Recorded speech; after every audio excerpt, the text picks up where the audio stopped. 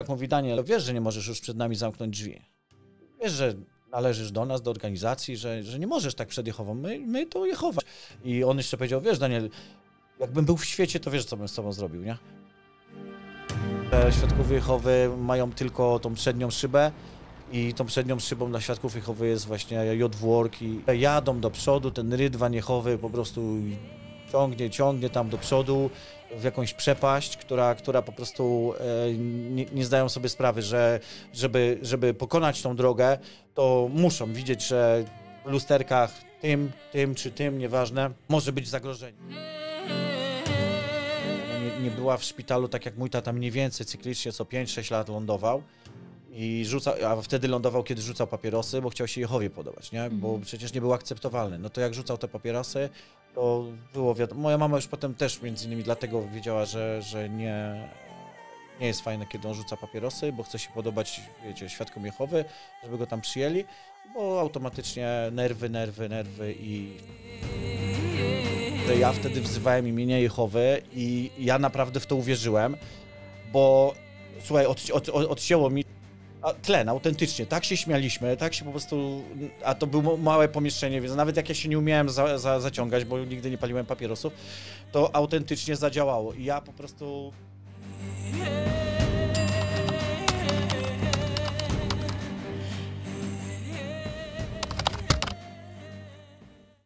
Daniel? Tak. Serdecznie witamy Cię u nas. Bardzo nam miło, że do nas przyjechałeś. W ogóle to jak poznałem Cię, tak naprawdę to poznałem Cię w Smardzewicach na tym spotkaniu. Mówię, jaki to jest człowiek petarda, wybuchowy bardzo, energia, wybuchowy w kontekście nie, że takim negatywnym, tylko taki wulkan energii. Że po prostu niespożyta energia, która w tobie drzemie i bardzo nas ucieszyło, jak zechciałeś do nas przyjechać i opowiadać o sobie, o swojej historii, o swoich poglądach, no, o tym przebudzeniu swoim, więc bardzo nam miło, że jesteś. Też się cieszę bardzo. Także... Czasami jest tak, że chwilę rozmawiamy przed rozmową i przed włączeniem kamer. I tak trochę to tonujemy, bo ten nasz gość się wygada za dużo, ale w twoim przypadku stwierdziłem, że nie ma co się obawiać. Ty po prostu tam jeszcze masz taki zapas. Nie, no tak, dlatego nie chcę, żeby to właśnie był monolog, tak jak to, wiecie, bo liczę, że jak się rozgadam, to przerywajcie mi, nie? Normalnie, bo czasami tak jest, że po prostu nawijam, a też nie chcę, wiecie, żeby się na wielu tematach skupić, bo... Wiesz co, w twoich tych materiałach, bo też prowadzisz kanał na YouTubie, Driver Milioner, który kiedyś się trochę inaczej nazywał? Od drivera do milionera, tak. Ale też znajdziesz, jeśli... Ale po prostu już doszedłeś do milionera, jesteś driverem milionerem. Na Filipinach jestem milionerem. Dokładnie. No to tam w twoich materiałach przewija się coś takiego, co to trochę mnie tak intryguje i myślę, że trochę na ten temat będziemy rozmawiać, bo nazywasz siebie ściemniaczem Jehowy. To taki żart trochę, co? Ale nie do końca. Nie do końca, no tak, dlatego że jakby słuchając waszych konwersacji, rozmów, których tyle żeście przeprowadzili, no to zdałem sobie sprawę, że rzeczywiście no nie mogę, jak nasza słynna Danusia, ona mi tam często dokucza, że ja nigdy nie byłem świadkiem Jehowy i tak dalej, nie? A nam też to zarzucała. Też to zarzucała wam, tak? No i wiecie, tak jak wy żeście po prostu naprawdę bardzo dużo życia spędzili w tej organizacji, tak ja po prostu w wieku 16 lat przyjąłem chrzest, pojechałem na pierwszy ośrodek pionierski. Dokładnie 11 teraz maja, jak ty miałeś urodziny, to ja 11 lipca miałeś urodziny, to ja 11 lipca 1992 roku na stadionie Start wziąłem chrzest. Też trochę pod wpływem tego, że moja matka duchowa była starsza, podobała mi się i była jakby, no, prowadziła ze mną studium biblijne i po prostu jak liczmy, że na jesieni zaczęło się studium 91 roku, tak, wiedziałem, że ośrodki pionierskie są lipiec, sierpień i to jest jedyna opcja, a ja no po prostu no, lubiłem zawsze towarzystwo i po prostu ludzi. Więc bardzo chciałem, no to być tam, nie? No ale dowiedziałem się, żeby tam być, no to już trzeba się oddać organizacji i oczywiście Jehowie. No i to było już takie przyspieszenie, że musiałem być 11 lipca ochrzczony. Ja powiedziałem, że taki żart, dlatego, że to jest z pozoru może to być żart. Bo takie bycie ściemniaczem to w sobie niesie bardzo duży ładunek emocjonalny. Takich trochę może wyrzutów sumienia, może... Nie umiem jeszcze teraz określić. Ja myślę, że podczas rozmowy sobie spróbujemy trochę to tak rozpakować, co tam w tobie było i czy to ten wulkan energii i to wszystko, co dzisiaj w sobie masz, to wtedy też było i dzięki temu ci było łatwiej, czy może jednak taki ciężar niosłeś? O, to miałem na myśli. Okej. Tak, a ja, powiedziałeś, że wziąłeś chrzest, żeby jechać na ośrodek pionierski, ale bym się chciała cofnąć do momentu przed chrztem, czyli z jakiej jakby ty rodziny pochodzisz pod względem duchowym? Duchowym.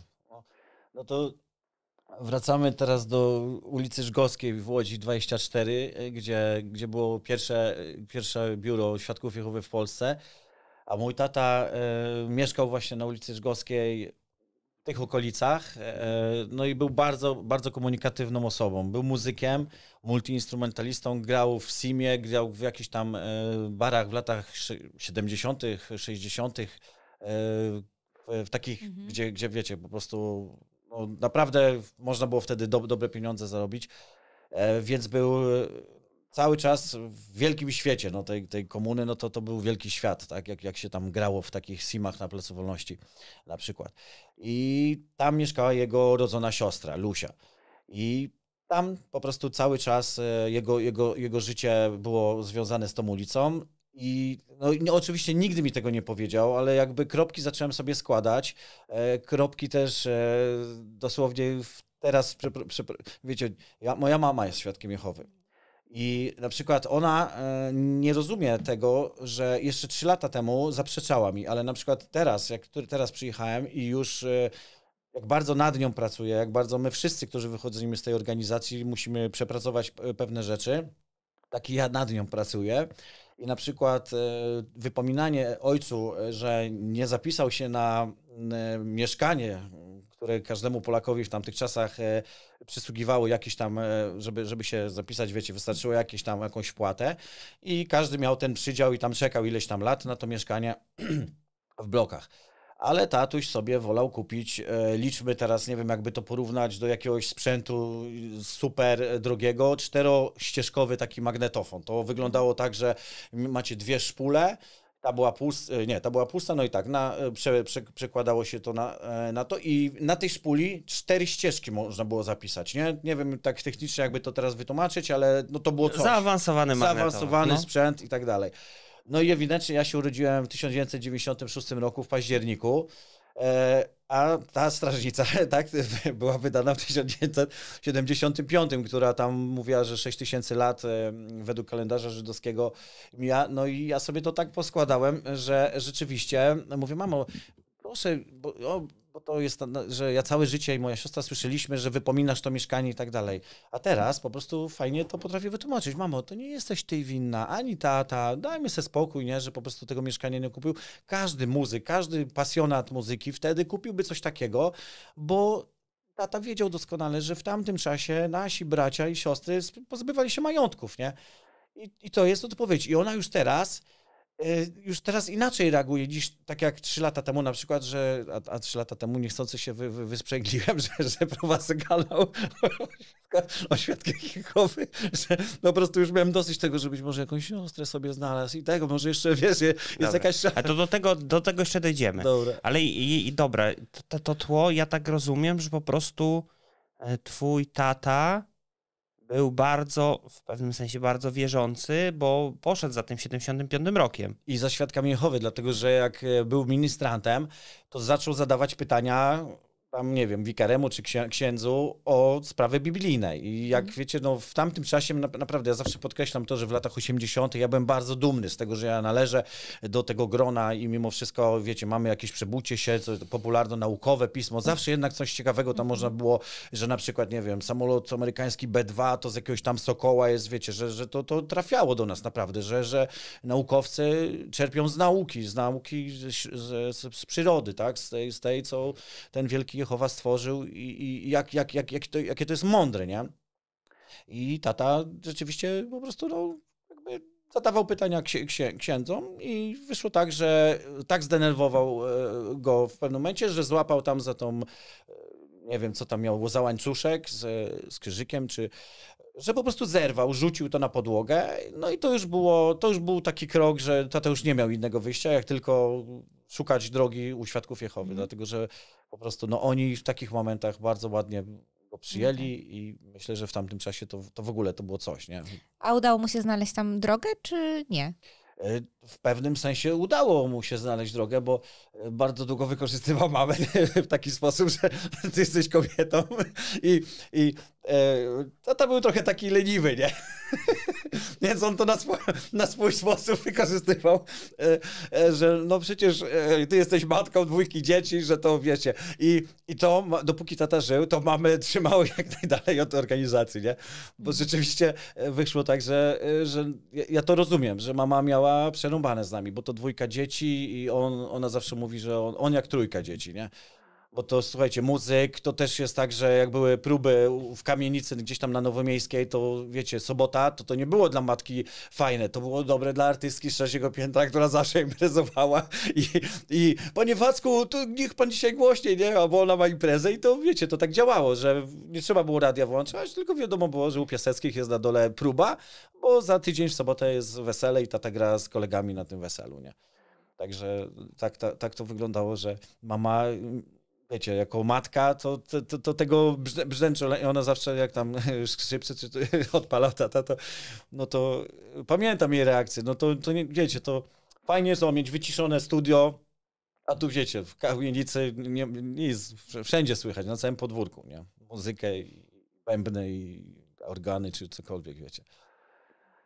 Ale to co, tata nie chodził na zebrania? Znaczy, bo w końcu nie został świadkiem tata. Tata przez to nie został świadkiem, że palił papierosy. Aha, to nawet w ogóle muzyka, to wiecie, to nawet nie była brana pod uwagę, dlatego że pierwszym priorytetem to było, że papierosy, nie? I pali papierosy, więc całe życie był tym sympatykiem no i tak wiecie, jak on chodził na te zebrania, to ja też byłem ciągnięty na Legionów ulicy, tam było pierwsze takie zebrania, które pamiętam i jako młody chłopiec już grzeszyłem, wiesz, ja tylko pamiętam, jak matka mnie ciągnęła. Matka mnie ciągnęła do tego, a ja nie chciałem iść, bo wiedziałem, że Jehowa wie o tym, co ja robię jako 6-7-letni chłopiec. To ty byłeś niegrzeczny. Tak, domyślacie się, co robiłem? Nie. Nie? Bawiłem się swoim sprzętem. Grającym. Jak to na muzyka przystało. Tak. Przynajmniej syna. I się wypatrzył, co to jest? No. Okej. Tak? No to faktycznie grzeszyłeś od małego. No, Dosłownie. Nie, to nie było zamierzone. No tak, czyli tata nie został świadkiem, bo palił, tak. Ale gdzieś tam wierzył w to, tak? Tak, wierzył, naprawdę, no, wierzył w to i też pamiętam właśnie, Luśka miała starszego syna i młodszą córkę i pamiętam, jak właśnie Jarek był gdzieś tam w Szczecinie w szkole jakiejś tam marynarskiej i tak odwiedził i pamiętam taką rozmowę bardzo, że Jarek do taty powiedział, kurde wujo, ale ja bym nie chciał, żeby ten Armagedon już teraz przyszedł, nie, że wiecie, on marynarka, tam wiesz, kurde, kariera wojskowa, no naprawdę z rodziny takiej, no, gdzie nadużywało się alkoholu, więc on jak się z tego wyrwał, to naprawdę tam poczuł życie, nie? Poczuł życie i pamiętam, jak właśnie takie rozmowy mojego taty, i to wiecie, na podstawie New World Translation w języku niemieckim, bo myśmy mieli w niemieckim, zielone takie Biblie to były, nie? I on tam jako taki on naprawdę lubił po prostu, wiecie, była lingwistyczna księgarnia wtedy w Łodzi na ulicy Piotrkowskiej naprzeciwko Magdy. To on tam rzeczywiście kupował w języku niemieckim, angielskim i po prostu, wiecie, uczył się tego języka, więc on potrafił czasami nawet jakieś tam tłumaczyć z tej Biblii niemieckiej jakieś tam wersety, a to robiło bardzo duże wrażenie na Polakach, na tym, że o kurde, to rzeczywiście to tam, wiecie, to z zachodu jest, to oni tam są mądrzejsi, nie? Ale ty powiedziałeś, że mama nie została świadkiem, dopóki tata żył? Tak, dokładnie. A dlaczego myślisz, że tak było? Wiecie, no No to co powiedziałem, no to na pewno to, że ona mówi, że miała 5 dzieci, tak? 2 nas i on jako trzy... Brakło czasu na głoszenie już. No już to, że zdawała sobie sprawę, że będzie wykorzystywał jakby, wiecie, to nie wiem, 11:3 Koryntian, wiecie, że głową kobiety jest mężczyzna, głową mężczyzny Chrystus i tak dalej, więc jakby to pamiętam, że to wykorzystywał, nie? Tak w taki sposób, że nie powinnaś tak się zachowywać, że wiesz, że ci respekt, no bo jej też nerwy puszczały, nie? Jak tam, wiadomo.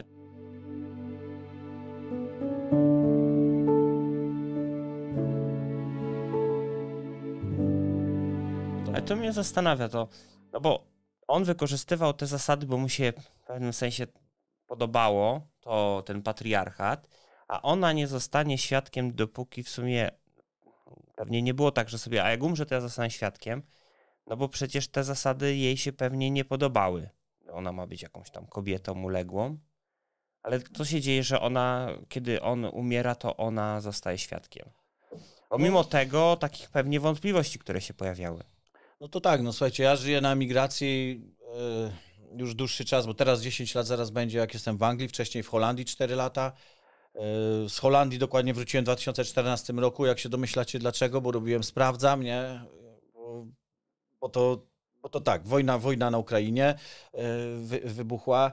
Ja jak dziś jeszcze pamiętam, jak z koleżanką tam sobie leżymy sobie i się przytulamy i ona w ogóle jako taka katoliczka, ona naprawdę mi uwierzyła, bo ja wtedy, słuchaj, wiesz co się teraz dzieje, nie? Że to król północy zaatakował w tej chwili króla południa i nasze te, wiecie, jakieś tam gadki i ona, wiesz, Daniel, ja ci naprawdę wierzę, to jest koniec jakiś tam, wiesz, to jest jakiś moment w życiu, nie? I wiecie, zobaczcie, jak łatwo jest po prostu katoliczkę z takimi, gdzie ja naprawdę... jak jest się wystraszonym po prostu. Tak, dokładnie, wystraszonym, bo ja po prostu mi się odpaliło. Wszyscy, którzy mnie teraz obejrzą i ziomki gdzieś tam z Holandii, gdzie tam żeśmy sobie popalali, śmiali się z życia i w ogóle ten wątek muszę też poruszyć, dlaczego ja tak bardzo wpłynęło tetrahydrokanabinol na mnie, bo ja po prostu pierwszy raz, jak zapaliłem sobie marihuanę, to po prostu siedziałem z chłopakami w małym pomieszczeniu. Widziałem, że dziewczyny... Przyjechaliśmy do innego miasta i po prostu się spotkaliśmy, wiecie, ludzie z agencji, którzy pracowali gdzieś tam w firmie. W pracy, tak. Agencji pracy, tak. I wiecie, co jest fajne? Że jak się jest takim właśnie sztywnym, bo ja pamiętam, jak tak słyszałem, nie wiem, czy to tam zasięgi i tak dalej, to słowo nar, i zaczęli się od razu do mnie śmiać, że ja nar to nie biorę, nie? I tak zostałem taki wyśmiany, ale tak pozytywnie, nie? Ja mówię, oni krzywdy mi nie robią, raczej nie są jacyś, że będą mi tu chcieli, wiesz, nie wiadomo, łeb z tego i zrobić krzywdę, nie? A tu się okazało, że po prostu tak pozytywne chłopaki, że ja wtedy wzywałem imienia Jehowy i ja naprawdę w to uwierzyłem, bo słuchaj, odcięło mi, słuchajcie, tlen, autentycznie, tak się śmialiśmy, tak się po prostu, a to było małe pomieszczenie, więc nawet jak ja się nie umiałem zaciągać, bo nigdy nie paliłem papierosów, to autentycznie zadziałało i ja po prostu wtedy, a tak naprawdę, no co, odruch obronny, nie? Mózg po prostu widzi, że już człowiek nie może złapać oddechu. Wychodź z tego pokoju, spieprzaj do dziewczyn, dlatego że tam przynajmniej sobie tam, nie wiem, oglądają film, serial i se tego drinkują, nie? I ja autentycznie na kolanach wyszedłem, stamtąd wzywając imię Jehowy żeby mnie uratowało. To musiało być komiczne. No i to na mózg, tak, to na mózg mi tak wpadło i jak wylądowałem w Ulster jeszcze właśnie pierwszy raz w Anglii, w tym zborze, gdzie się już wykluczyłem, to tam pamiętam, jak właśnie siostra Fatima, dziwne imię, nigdy nie słyszałem Fatima. Słyszeliście w ogóle? Tak? Takie katolickie bardzo. No właśnie, nie? Gdzie tam byli... No nie chcę nawet mówić, czy byli od małego, ale jak ja to powiedziałem o tej sytuacji, to naprawdę ja tam zrobiłem, znaczy tak, z takiego słabiutkiego zawsze tam, to tak słabiutki bracie, jaki ty jesteś tego, to ja urosłem, jak ja tej historii powiedziałem, że ja po prostu wierzę w to, nie? I oni jeszcze wtedy, no, że to rzeczywiście już muszą być, bo bardzo dużo ludzi przychodzi, no, a bardzo dużo przychodziło takich jak ja, którzy tam wiedzieli, że 14 rok, zaraz, no przecież już ile ludzi żyje na świecie, którzy mają 100 lat, nie? I po prostu... Ale to w takim razie myślisz, że u twojej mamy też zadziałał ten strach? Strach przed, nie wiem, zmianą systemu? Ja myślę bardziej właśnie, że to, że została sama, że ja na emigracji i siostra na migracji, wiesz? I to... A w którym to było roku? Bo ja się trochę pogubiłem w tym. Tata umarł w 2001 roku. Okay. No, w 2002 moja córka się urodziła i to był taki moment, że ja na pewno wtedy nie byłem świadkiem Jehowy, bo miałem żonę katoliczkę, ale taką w sumie, wiecie, taką jak wszyscy katolicy tam w większości, że tam raz w roku tam do kościoła na pasterkę i nawet nie już potem, jak ja byłem jej mężem.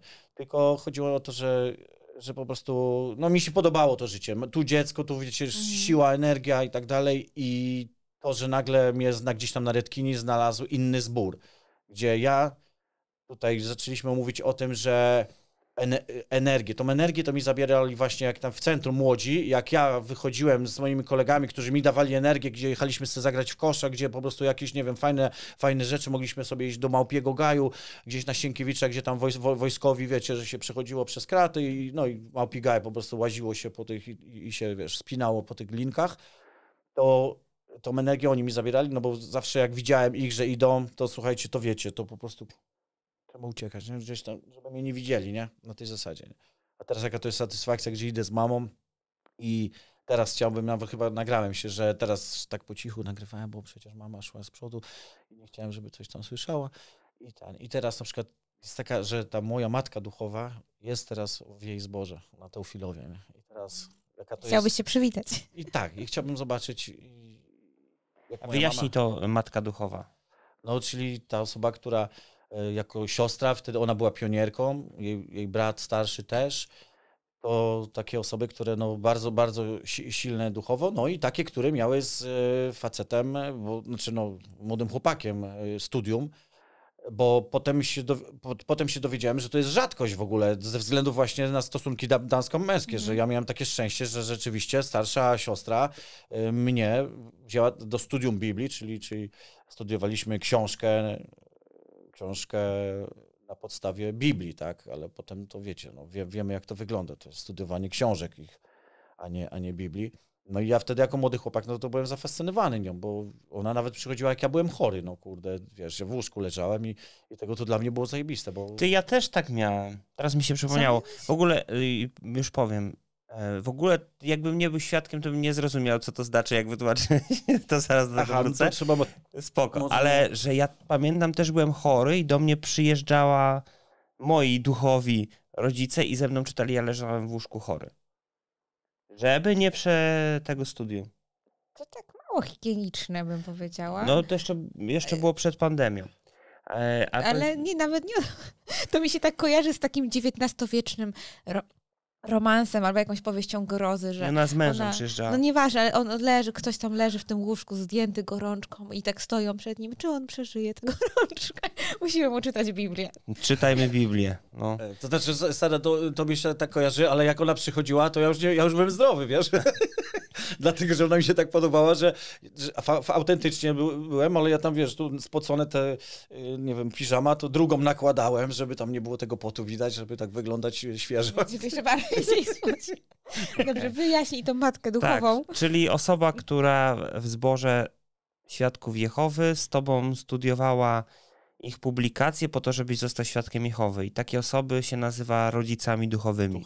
Tak. No i ona mówi, że jest twoją mamą w zborze i się miałeś co okazję spotkać.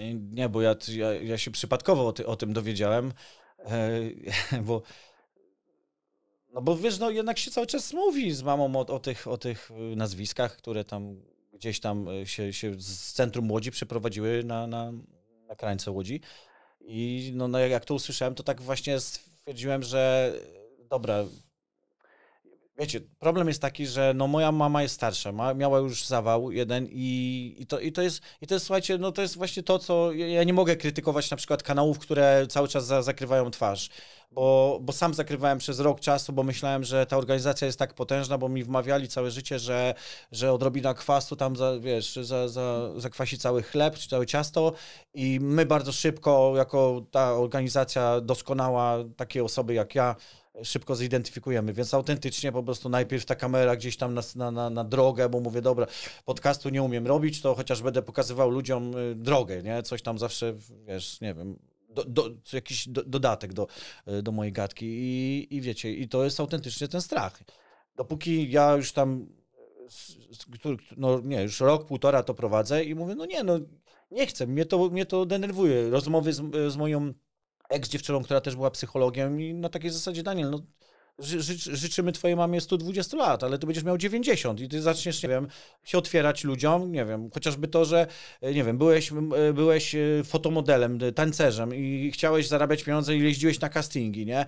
Nie wiem, pamiętam jak, nie wiem, zająłem drugie, trzecie miejsce i widziałem, nie wiem, reklamę PZU, widziałem tego chłopaka, tą dziewczynę, mówię, kurwa, tak blisko już byłem, nie? I tam, wiecie, to jakieś lata 90, to tam 7 tysiaczków, jak za takie coś wpadało, a nie wiem, jak Błażejowi wpadło w Żywca, gdzie na przykład drugi rok i trzeci rok, bo fajnie wyszedł, to już jest 10 tysięcy, 10 i to są fajne pieniądze w latach 90., kiedy Łódź to jest, wiecie, to tylko Warmia i Mazury nas łódzkie, jeśli chodzi o bezrobocie, nie? Wyprzedzało, więc jak były takie możliwości zarabiania i teraz myślę sobie, że z drugiej strony właśnie fajnie, bo możemy sobie w tej chwili robić social mediów też jakoś dorobić albo zarabiać na tym, no to dlaczego, nie wiem, wiecie, no zamykać przed sobą ten kawałek rynku, nie?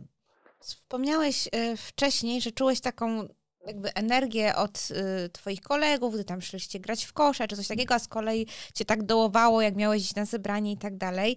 I chciałabym o tym dzieciństwie, o tej młodości twojej, o tym kontraście, że tu z jednej strony możesz grać w piłkę, wspomniałeś w swoim jednym materiale, rzucać petardami, no jak to chłopak pewnie młody w Łodzi, no ale jednocześnie były te przerażające opowieści biblijne i takie poczucie, że no coś jest nie tak i no jak ty się w tym odnajdywałeś jako taki dzieciak, nastolatek? Nie, jako dzieciak to jeszcze spoko, dlatego że też była rodzina w mojej klasie 3. Darek był jednym z braci i starszy i młodszy był brat i rodzina taka świadkowska, bardzo, bardzo taka szanowana.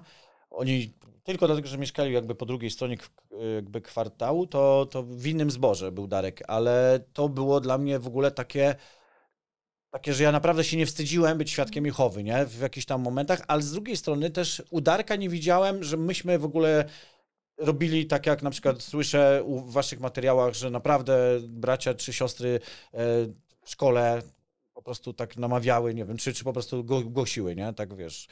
Ja tego nie miałem, ani Darek tego nie miał, więc mi to pasowało. Bo dla mnie, no jakby to takie było, no, niezbyt fajne, no. Wolałem naprawdę, nie wiem, do harcerstwa. Jak poszedłem pierwszy raz w sobotę do harcerstwa, ja tam chciałem być.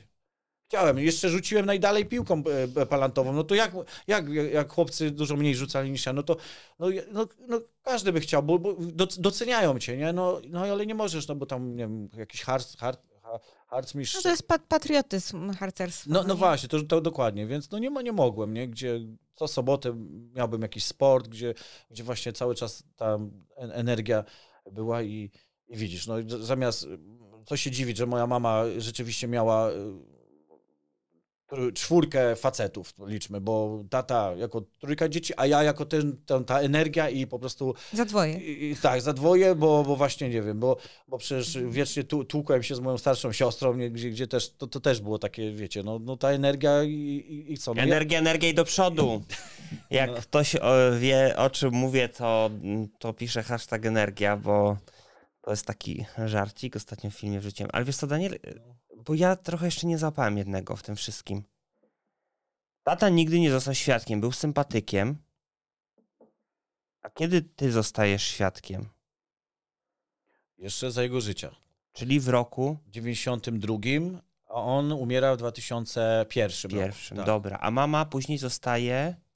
Tak, świadkiem Jehowy dopiero po jego śmierci, jakieś 2-3 lata i to jest... Czyli 2003-2004. Coś takiego, dokładnie. Nie? Dobra, to teraz mi się zaczyna to układać, bo w ogóle na początku rozmowy, nie wiem, czy się przejęzyczyłeś, czy ja się przesłyszałem, że mówisz, ja się rodzę w 96. I mówię, myślałem, ja usłyszałam w 66. 70... Też mi się nie zgadzało. W 76 się urodziłem, no. Tak.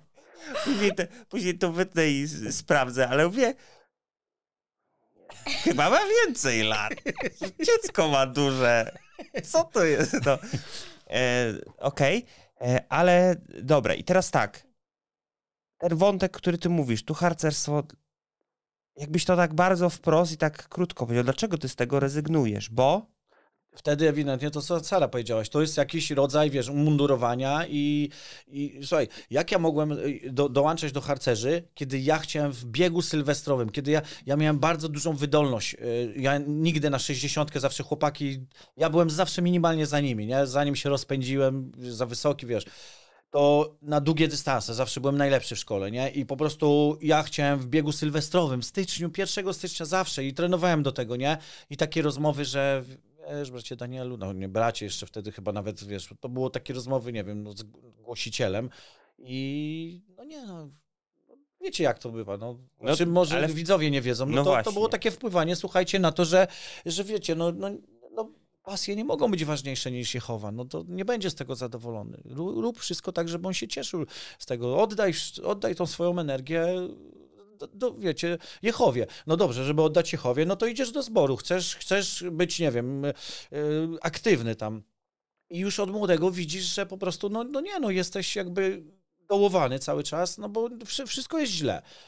A czytanie książek to i odpowiadanie, wiesz, według podkreślonej jakiejś tam odpowiedzi, no to nie jest mój styl. No, nie ale zawsze czułeś, że to nie jest twój styl i że ty robisz przeciwko sobie coś, że idziesz według tych zasad, które ci mówią bracia starsi w zborze i inni? Nie, to jest tak, że ja po prostu nie lubiłem czytać książek i to jest tak, no, że ja się źle w tym czułem, nie? Dobra, bo pytam o to i to za chwilę też do tego przejdziemy, ale chciałbym jakby taki tutaj pokazać, co się w tobie działo, że pewnie jakiś opór był, ale że ty ulegasz temu, co mówią tobie w zborze. Mówią, no ten aktywność fizyczna to nie bardzo. To powinieneś się zająć duchowym rozwojem, a nie rozwojem fizycznym. Nie powinieneś robić kariery tutaj, tylko powinieneś... I jakiś opór w tobie był wtedy, rozumiem. Słuchaj, nie musiało być tego oporu też dlatego, że tak, chodziło o to, że jakby w wieku, kiedy ja na każde zawody byłem wybierany, czy to były lekkoatletyczne, czy to były koszykarskie, czy w piłce nożnej się absolutnie nie czułem jakoś, ale za to trener, znaczy nauczyciel WF-u stawiał mnie na bramce wtedy i jakoś tam, wiesz, czyli nawet na tą piłkę nożną. Ja się wtedy czułem akceptowalny. Mnie też stawiali na bramce. Gruby na bramkę. I wysoki. To jest to. Ja tego nie rozumiałem. Ja się źle czułem na bramce. Ja wolałem tam w ataku biegać, kurde, i tak dalej. Ja też. No. I to automatycznie wygrywało. Sport wygrywał. Czyli jednak było takie dążenie twoje w kierunku zupełnie innym niż słyszałeś w zborze. Tak. A mimo tego odciąłeś to, tak? Porzuciłeś taką karierę świecką. No to znaczy, wiesz, kariera to za dużo powiedziane, bo jeśli od samego początku słyszysz... A ty nie wiesz, gdzie cię by to zaprowadziło, gdybyś tego nie porzucił. Może byłbyś trenerem personalnym, miałbyś 1 000 000 obserwatorów na Instagramie, z tego żył. Dzisiaj. Możliwe. To nie jest złe słowo. Możliwe, ale też z drugiej strony jakby ta książka Mój zbiór opowieści biblijnych i ta powieść o Samsonie i Delili, tak? To też we mnie siedziała, że... historia w tobie siedziała. Ta historia, że słuchaj, naprawdę, wiara to jest coś wspaniałego. Ja nie mam pretensji do świadków Jehowy, że oni tam wierzą w to. Nie mam do katolików, bo wiara jest coś wspaniałego. To naprawdę, wiecie, gdzieś tam jakiś wskakuje do wody się, on naprawdę w to wierzy, on się modli do swojego Boga i autentycznie wierzy w to, tak jak ja wierzyłem w to, że Jehowa, dobra, tam z tym zboże to tak, ale on we mnie kiedyś te siły, wiecie, wzbudzi I po prostu, nie wiem, zrobię rozpierdówę, nie? Przy okazji 100 000 aniołów, nie wiem, nas, wiesz, wykorzysta ileś naszych takich Edwinów, Sar i do czegoś takiego. Każdy w coś tam innego wierzy i ja to naprawdę wierzyłem. A przybliżysz tę historię, jak to w tobie się działo, żeby nam tutaj było bliżej? No, że na tego przykład, Samsona. że wiara mi pozwalała wygrać na przykład silniejszym na rękę, nie? Że to wiesz, to w pewnym momencie tak, już kariera koszykówki, bo oczywiście no też sport to zdrowie, więc tam kręgosłup rozwalony przez koszykówkę, bo za młody byłem, wiecie, to nie było w latach 80. nie było tego, to co było w NBA, że na przykład ja potem już jak na start jeździłem, to widziałem chłopaków, moich kolegów starszych, którzy już tam bardzo dużo trenowali, wiesz, fizycznie podchodzili do tego i to już było to zrozumienie, że no, żeby młody chłopak, który rośnie, to też, no ja po prostu byłem idiotą, no bo ja po prostu się zderzyłem na meczu międzyszkolnym z bardzo wysokim chłopakiem, to było, oni wszyscy grali w starcie wtedy, a my graliśmy w zawodówce, a wtedy zawodową szkołą mechaniczno-samochodową z Pogonowskiego 34, tam pojechałem i myśmy autentycznie tam po prostu na takiej zasadzie, że my się nie czuliśmy gorsi, my byliśmy fizycznie od nich słabsi. No i naprawdę graliśmy na równym poziomie. No chłopaki, którzy zebrali się, tacy, wiecie, w zawodówce i elektromaszynowa szkoła, i Koza grał Marcin, kurde, 2-3, nie, tacy goście i po prostu myśmy w nimi równo grali. No ale Daniel był tak głupi, że nie wiem, miał w sobie tego Samsona, tego, że my wiecie, że no i tak, że wylądowałem, pamiętam, na księdzu, który tam, wiecie, poprosiłem o zmianę. I już nie wstałem z ławki. To była kontuzja kręgosłupa właśnie, bo tak bardzo wierzyłem w to, że nie, młody chłopak potrafi... Jehowa mu pomoże. Tak, że Jehowa mu pomoże. Czyli twoja historia to poszła coś bardziej w takim stylu, że ty robiłeś, ale wierzyłeś w to, że Jehowa ci jakby błogosławi na tej ścieżce sportowej. Tak, że po prostu wiesz, jakby cały czas trzyma mnie w dobrej kondycji, w tym, że sport kiedyś, nie wiem, że kiedyś będę góry przenosił. Ciekawe, czy Serena Williams też tak miała. Być może Serena też jest świadkiem, nie? Teraz już tak, jak skończyła karierę, to wzięła chrzest.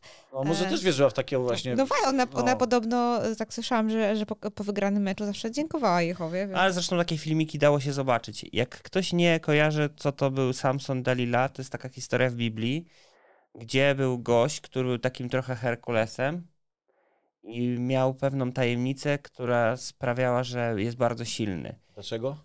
No tak, właśnie.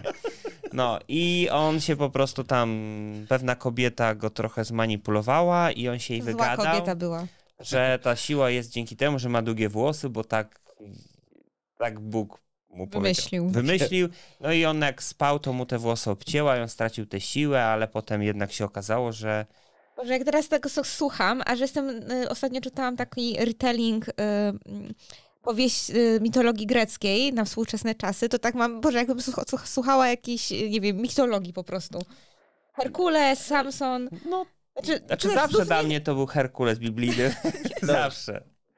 No i później tam się ta historia potoczyła, że jednak ta siła nie była we włosach, tylko gdzie indziej, ale to już sobie czytajcie Biblię. Albo jak musisz odnaleźć swoją wewnętrzną siłę. Tak, i ja teraz próbuję to umiejscowić w tobie. No teraz, bo tak, z jednej strony ja myślałem, że ty zrezygnowałeś z pewnych rzeczy i gdzieś jak tam się przygotowałem, to była rezygnacja z jakichś rzeczy na rzecz królestwa, a jednocześnie jak już je robiłeś, to mówiłeś, że to ci Jehowa trochę wspiera. To taki trochę dysonans się poznawczy tutaj pojawiał, wydaje mi się, żeby tłumaczyć to, dlaczego to robię. No bo ja jestem taki, bo pewnie Jehowie się to jednak się podoba. A bracia w zborze mówili, że nie, to się nie podoba, bo ty za mało głosisz.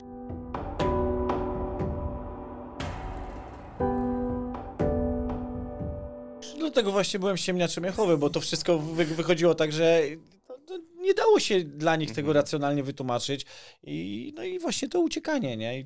I to szczęście, że tata palił papierosy, więc zawsze miał ten, no to, że po prostu nie był akceptowalny. Druga rzecz, że jeszcze choroba psychiczna, nerwy, mózg i to, że ja sobie powiedziałem, że nigdy nie będę taki jak mój tata, dlatego, że w zborze mieliśmy ciocię Ulę, która miała, słuchajcie, naprawdę autentycznie, jeśli chodzi o schizofrenię paranoidalną, to jest choroba zaleczalna. A ona żyje? Tak. I ona jeszcze no to nie mówimy imion tych osób. Jak żyje, to nie możemy. I żyje. I słuchajcie, jest naprawdę dużo starsza od mojej mamy. I I całe życie ja zadawałem, tata, ale dlaczego na przykład ty musisz co jakiś lat te psychotropy brać i tak dalej i lądujesz w kochanówce, a na przykład ciocia nie, no to właśnie to widziałem, jak oni żyją. Po prostu on był bratem starszym, już potem nie, jak moja córka się urodziła, to już kilka lat później jeszcze byłem ostatni raz u nich, to już nie był, no ze względu na wiek i po prostu ona naprawdę nie chorowała. Ona nie była w szpitalu, tak jak mój tata mniej więcej cyklicznie co 5-6 lat lądował i rzucał, a wtedy lądował, kiedy rzucał papierosy, bo chciał się Jehowie podobać, nie? Bo przecież nie był akceptowalny. No to jak rzucał te papierosy, to było wiadomo. Moja mama już potem też między innymi dlatego wiedziała, że nie jest fajne, kiedy on rzuca papierosy, bo chce się podobać, wiecie, świadkom Jehowy, żeby go tam przyjęli, bo automatycznie nerwy i... Ej, to jest ciekawy wątek tego. Ciekawy pod takim kątem psychologicznym, bo wizja, którą ja na przykład zawsze miałem, to była taka, że Jehowa komuś pomaga rzucać palenie i on zostaje świadkiem. Jehowa komuś pomaga rzucić alkohol i on zostaje świadkiem, bo ktoś bardzo kocha Jehowę i robi to dla Boga. A tutaj jest coś takiego, z czym ja się nie spotkałem albo nigdy o tym głośno nie mówiono, że ktoś walczy z nałogiem po to tak naprawdę, żeby się dostosować do zasad, które świadkowie Jehowy ustali. Nie można palić, tak? I inaczej nie zostanie świadkiem, a to się tak negatywnie na jego życiu osobistym odbijało, że lądował w szpitalu psychiatrycznym.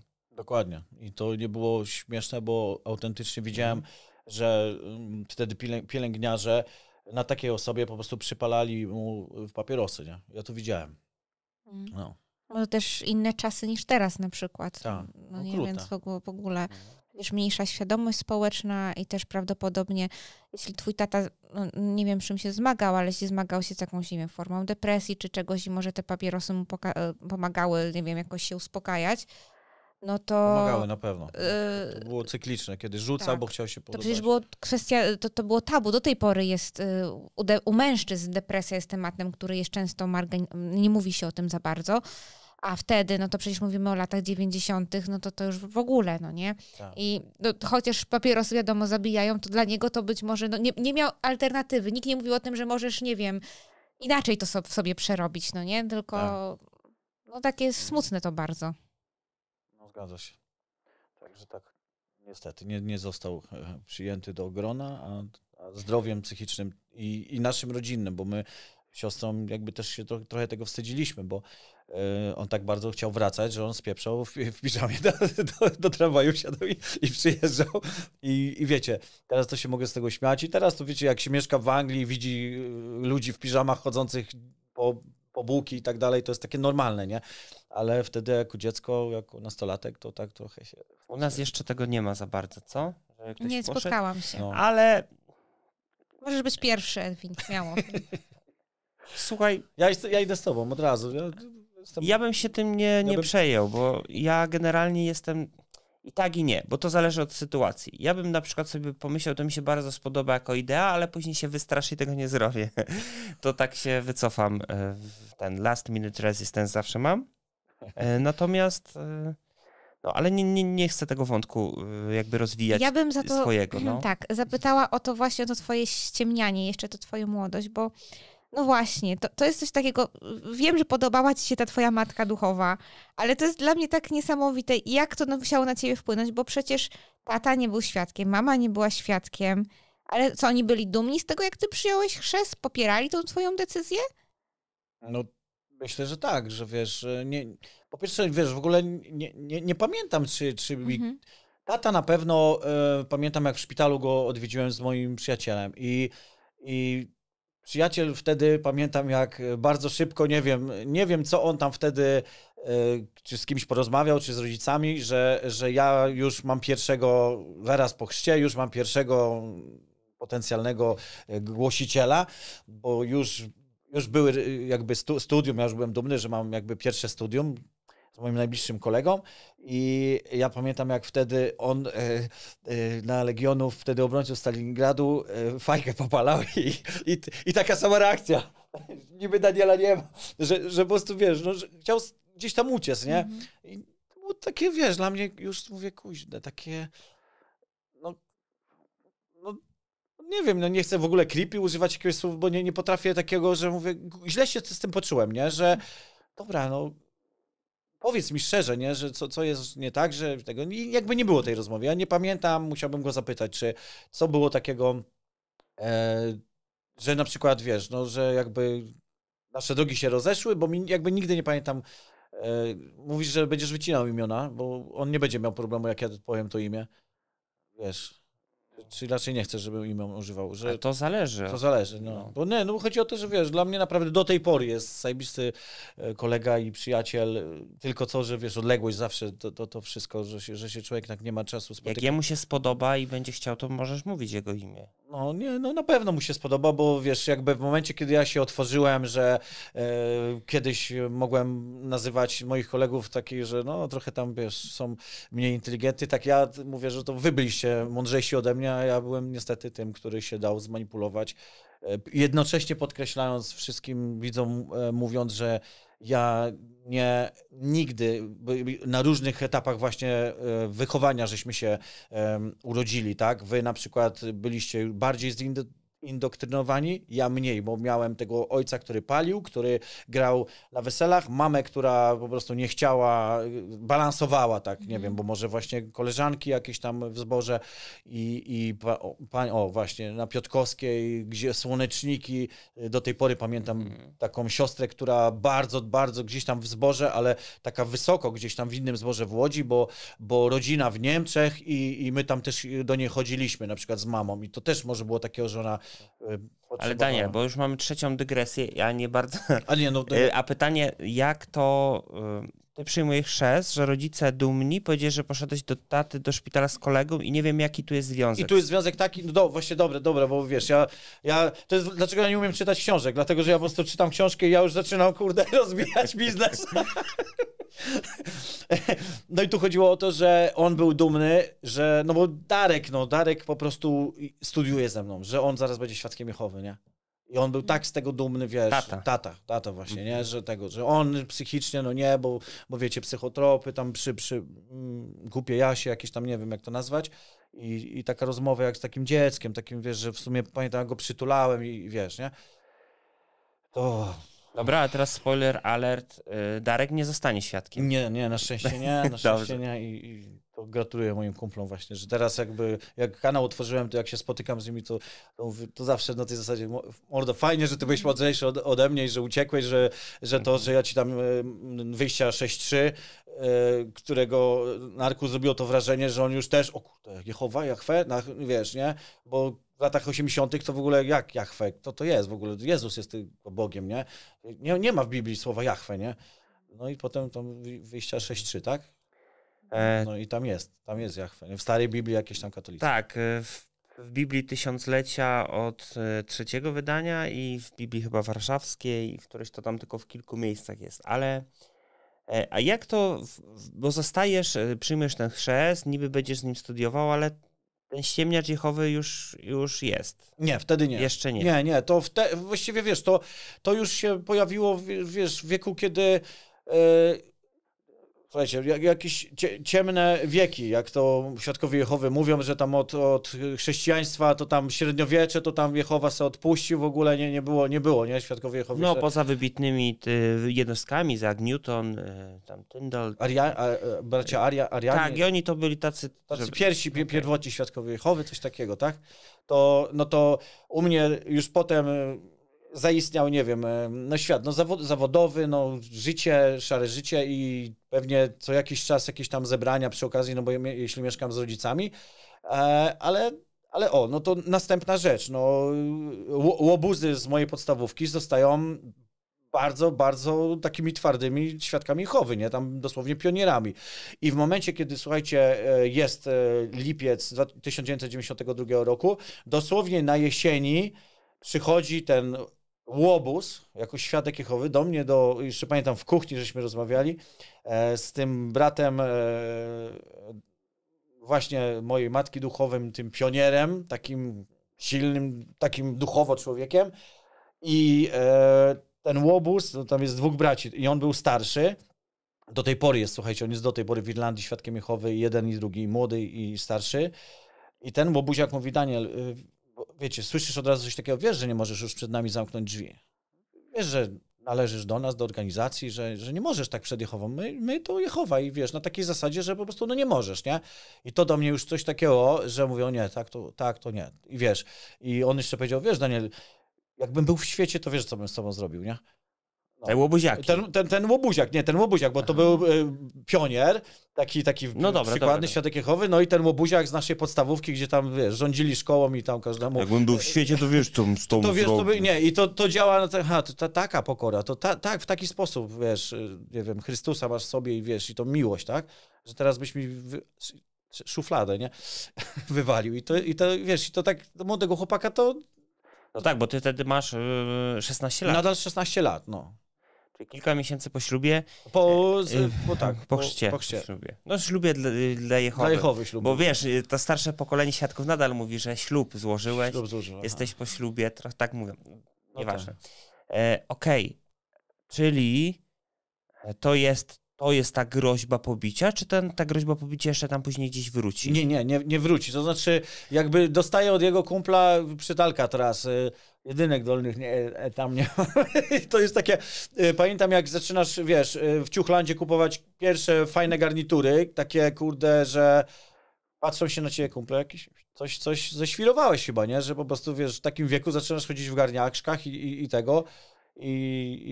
No i właśnie nie chcę używać tych imion, ale teraz to bym mu podziękował autentycznie, bo w sumie dzięki tym łobuziakom to dostaję takiego, nie wiem za co w ogóle, bo wiesz, tu mnie przytula gościu i tak dalej, a to było na dyskotece gdzieś, wylądowałem na Piotrkowskiej, gdzie tam były, obecnie to jest w tej chwili OFF Piotrkowska, tam były lata, gdzie techno i rave tam się rozwijało i tam były takie imprezy i tam ląduję przypadkowo. I ten jego kumpel sprzedaje mi takiego, że po prostu co się dzieje, nie? No całe życie mam do niego pretensje, a teraz mogę powiedzieć nie, no teraz bym mu przebił pionę, że w sumie to, wiesz co, te łobuzy spowodowały, że ja, no nie. Tak, ale mówiąc te łobuzy, to mamy na myśli tych łobuzów szkolnych, co zostali świadkami Jehowy. Tak? Ten, co mi uderzył, nigdy nie był świadkiem Jehowy. Okay. Tak. Dobra, bo pomieszałem wątek, muszę trochę być ostrożniejszy w podpytywaniu, bo ty po prostu idziesz za myślą i tak dalej, trochę się mogliśmy w tym zagubić. Sorry, nie, bo... No, powiedziałeś, żebym tutaj pilnował. Tak, pilnuj, nie trzeba. Jest moment, w którym, bo wiesz, jak w twoich materiałach tam przeglądałem, to tam się pojawiła, że jakiś, to był starszy, który ci groził pobiciem i na razie tego nie rozwijajmy jeszcze. Nie, to był... Czy starszy, czy ktoś ze zboru, tak? Głosiciel, to był głosiciel. Ale był też tam motyw pobicia gdzieś się i przez świadka Jehowy. Czy ja pomieszałem te wątki? Nie, to tutaj, gdzie staliśmy dosłownie w kuchni u mnie, wiesz, gdzie po prostu jak ktoś dzwonił, to można było u mnie sprawdzić, ja miałem tutaj 2 okna na ulicę, nigdy nie było bramy u mnie, odkąd pamiętam i ja, żeby czasami sprawdzić, czy właśnie już uciekałem przed nimi, to leciałem do ostatniego pokoju, żeby sprawdzić, kto dzwoni, bo były takie właśnie momenty, że ja po prostu no nie chciałem im otwierać, bo jak mi powiedzieli coś takiego, że teraz nie ma, te drzwi są otwarte dla nas, nie? Czyli otwarte dla wiesz, no to... No. Aha, czyli jak dzwonił dzwonek w kamienicy, tak, na to dole. Ty sprawdzałeś, czy to tak, oni, tak. Ale dlatego, żeby ich nie wpuścić, bo nie chciałeś z nimi rozmawiać, ale przecież byłeś dopiero po chrzcie. No, ale jak usłyszałem coś takiego dosłownie parę miesięcy później, gdzie wiesz, na ośrodku pionierskim bardzo mi się podobało, naprawdę bardzo, nie? Ale też jakby te niedoskonałości zaczynasz widzieć, wiesz, taka hipokryzja tych braci, nie?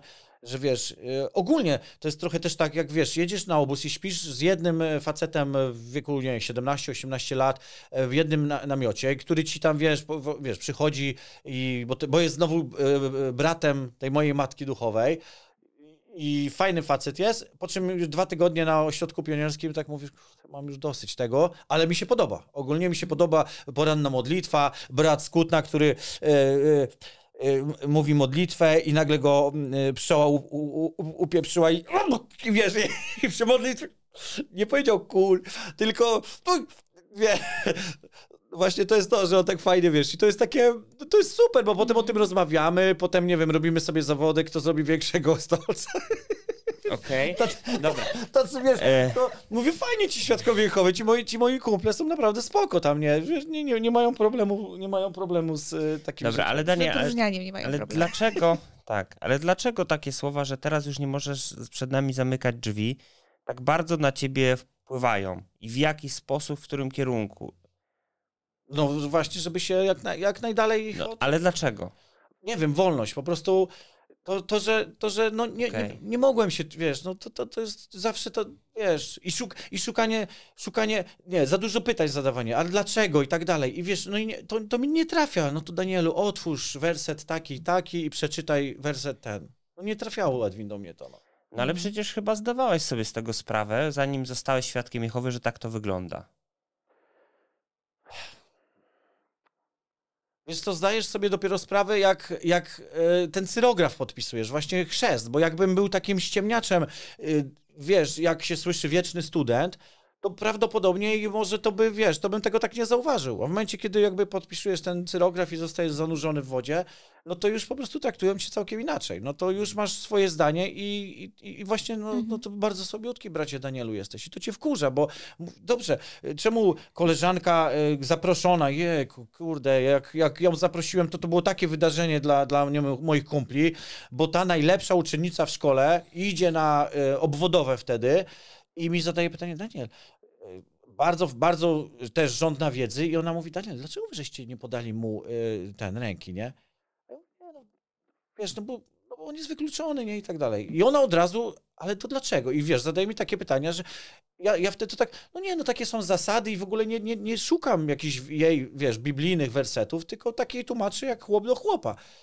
I ona wtedy, wiesz, zaczyna studiować naszą literaturę.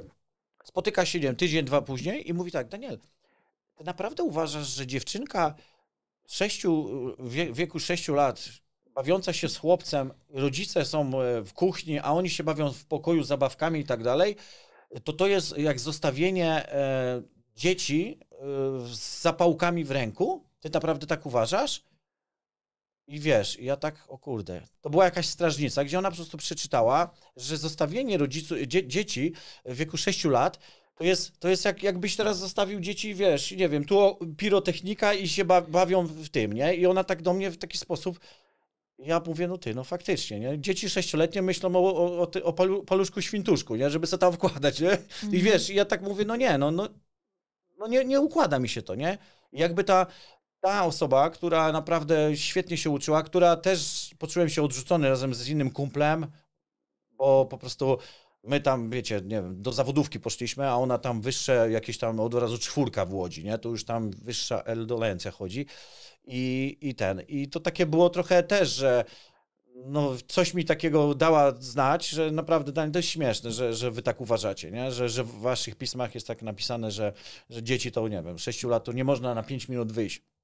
Bo, nie wiem, otwarte są drzwi, wiemy, że nie ma nic niebezpiecznego, to jest to, a z drugiej strony też zostajemy tak odrzuceni, no bo wiesz, i to też tak działa, że cały czas ten balans emocji, bo no ona, dobra, bardzo dobrze się uczy, idzie do lepszego, wiesz, liceum, a my, no ci gorsi tam bez talentów jakichś tam, z ambicji na nie wiadomo jakie studia i też tak, no dobra, to ja mam i tak cały czas swoje towarzystwo kumpli, gdzie gramy sobie w piłę i nie wiem, i zrzucamy petardy i tak dalej.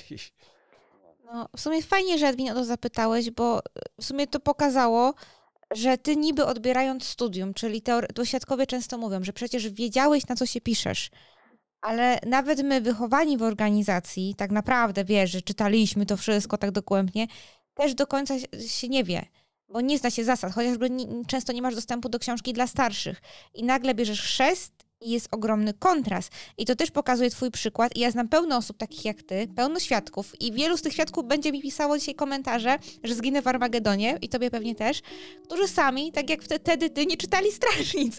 Po prostu jesteś tam, bo fajnie trochę jest, bo tu ci się coś podoba, no bo rodzice trochę się tym interesują, ale tak naprawdę mało kto weźmie to czasopismo i faktycznie przeczyta. Nawet jak przeczyta, to zazwyczaj już jesteś tak głęboko w tym, że co mam teraz zrobić? Mam odejść z tego?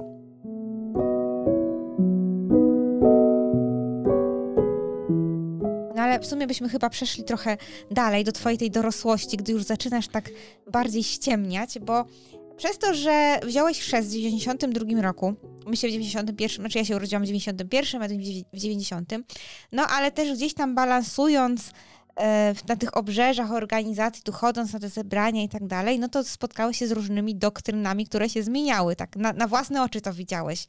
I co wtedy sobie myślałeś, jak na przykład była zmiana odnośnie, nie wiem, owiec i kóz, te różne zmiany światła, jak to na ciebie wpływało? No i miał być jeszcze koniec w XX wieku, prawda? No tak. Nie trafia do mnie, jak dopiero mogłem was słuchać i waszych rozmówców, to o tym dowiadywałem się dopiero, więc jakby był ten okres ciemnych wieków u mnie, że świetnie się bawiłem w 7,7, w Twisterze i prawdopodobnie wciągnęło mnie właśnie to, że ci ludzie, od których zdjęć nie przyniosłem dzisiaj, że po prostu ci ludzie zmieniali mi tak światopogląd, że kurde jest fajnie, nie? Że podoba mi się to życie i nie widzę tam w ogóle, wiesz, złego jakiegoś życia, które nam wtłaczali, że poza światem są źli ludzie i w ogóle orgie i w ogóle jakieś tam straszne rzeczy dzieją się, nie? Nie widziałem tego, więc nawet jak teraz o tym powiedziałeś, to mi się przypomina, aha, tak, gdzieś słuchałem, tak, no, ja się trzymałem 14 roku, po prostu. To była twoja rzecz. Tak, to była moja rzecz, jakby. I 94 rok, taki był 2004 rok, czyli jakby, nie wiem... Będzie koniec! Tak, 10 lat mija, jeszcze 10. Ja powiedziałem to, bo ogólnie to takiego też łobuza udało mi się, ale to nie ja go wciągnąłem, ale on wziął też chrzest i pamiętam ja też mu zwróciłem uwagę, pamiętaj, jak się nawet rozstaniemy, ty pójdziesz do innej szkoły i tak dalej, to było w podstawówce, spójrz na rok 94, nie? W tym roku akurat umarła moja babcia. Może też to jakiś miało wpływ, że był taki moment, że mówię, kurde, coś się, wiesz, wydarzyło dla mnie, dla mojej rodziny. I mógł być taki moment, że znowu wróciłem, że chwilowo byłem aktywny, po czym znowu uciekłem, bo nie wiem, nie podobało mi się, nie? Więc nie mogę tutaj wam tak właśnie powiedzieć. Dlatego i tu ściemniaczem Jehowy. Już potem zacząłem być ściemniaczem Jehowy, nie? Ale bardzo fajnie, że o tym mówisz. Bo ja myślę, że jest bardzo dużo świadków takich jak ty. Ja mam nadzieję właśnie, bo ja to do Jacka powiedziałem, że mówię, ja chciałbym, bo tak to ja, jak zacząłem was słuchać, ja znowu czułem się odrzucony, bo mówię, wy mnie też nie zaakceptujecie, bo ty wiesz, to ty nie byłeś, no, tak jak Danka pisze, nie, że jaki ty byłeś świadkiem Jehowy, nie? No ale byłem, no nadal mnie to dotyczy, może nie byłem właśnie tak jak wy, nie? Albo inni ludzie, którzy naprawdę bardzo zdoktrynowani, albo właśnie ci, co piszą nami, grożą na tych, pisząc, nie, ja nie jestem absolutnie świadkiem Jehowy, ale ja znam, że to są bardzo dobrzy ludzie i tu się mylicie i to, nie? I to jest normalne, że wiesz, najprawdopodobniej te osoby są i piszą tak samo. Wróćmy jeszcze do tego, jak kanał Prawda o Prawdzie. Przecież ja jeszcze wtedy, a to jeszcze pamiętam właśnie u mnie na Nowomiejskiej, ja zamykałem drzwi przed matką, bo ona, co ty tam oglądasz, odstępców? I ja nie wiesz, tam usłyszała coś. No takie sytuacje, jeszcze wtedy, a byłem zły na tego chłopaka. Ja normalnie taki byłem zły, ale ten chłopak już też spowodował, że nie, to ja wtedy, jeszcze chcę wam coś powiedzieć, że w tamtym czasie naprawdę Świadkowie Jehowy mieli jeszcze kanały, bo ja wtedy naprawdę szukałem wszystkiego i pamiętam, jak właśnie to byli na 100% bracia, ale oni... Bo po prostu mówili o Jehowie. Ja po prostu chciałem słyszeć tylko coś. Wpisując Jehowa, Świadkowie Jehowy, ja tylko coś dobrego chciałem na YouTubie. A tam już potem, ileś lat później w ogóle, teraz wcale, ale w tym czasie 14 rok, jak przyjechałem właśnie, żeby zrobić to, sprawdzam do Łodzi i zacząłem być znowu aktywny, to na YouTubie po prostu jeszcze jakieś kanały były. W sensie, że może tak było, ale później to organizacja ukróciła, że nie wolno tego robić, żeby nie publikować. Ja jeszcze tutaj sprostuję, bo ostatnio miałam taką sytuację, że ktoś mnie bardzo długo pytał, czy ta grupa to są świadkowie, bo oni mówili o Jehowie i mówili pewne takie poglądy podobne, jeśli chodzi o koniec świata, jak to widzą. Ale jednocześnie chodzą na msze do jakiegoś swojego, nie wiem, na nabożeństwa, do jakiegoś swojego kościoła i noszą krzyże. Więc są takie grupy, takich badaczy Pisma Świętego, którzy też mówią o Jehowie i też posługują się podobnym językiem. I to też tak dla widzów, że to niekoniecznie muszą być Świadkowie Jehowy. Świadkowie Jehowy zawsze będą odsyłać do JW.org. Tak. Przynajmniej dzisiaj. Dzisiaj. A jak ktoś na przykład mówi o Jehowie albo końcu świata, to niekoniecznie może być świadek Jehowy, to może być jakiś tam mały nurt sobie, który się tam zbuntował, nie wiem, ze strażnicy i sobie teraz własną wizję robi. I chyba w tym czasie było bardzo dużo takich, bo ja też pamiętam, że oglądałem byłych świadków Jehowy i oni się właśnie spotykali i dalej studiowali pismo i tak dalej. No i to działało na nas właśnie w taki sposób, jak teraz Jackowi zarzucili, że tam wy teraz będziecie tam jechać do Smardzewic i będziecie się tam, nowy guru się pojawi. Będziemy mieszać krew. Tak.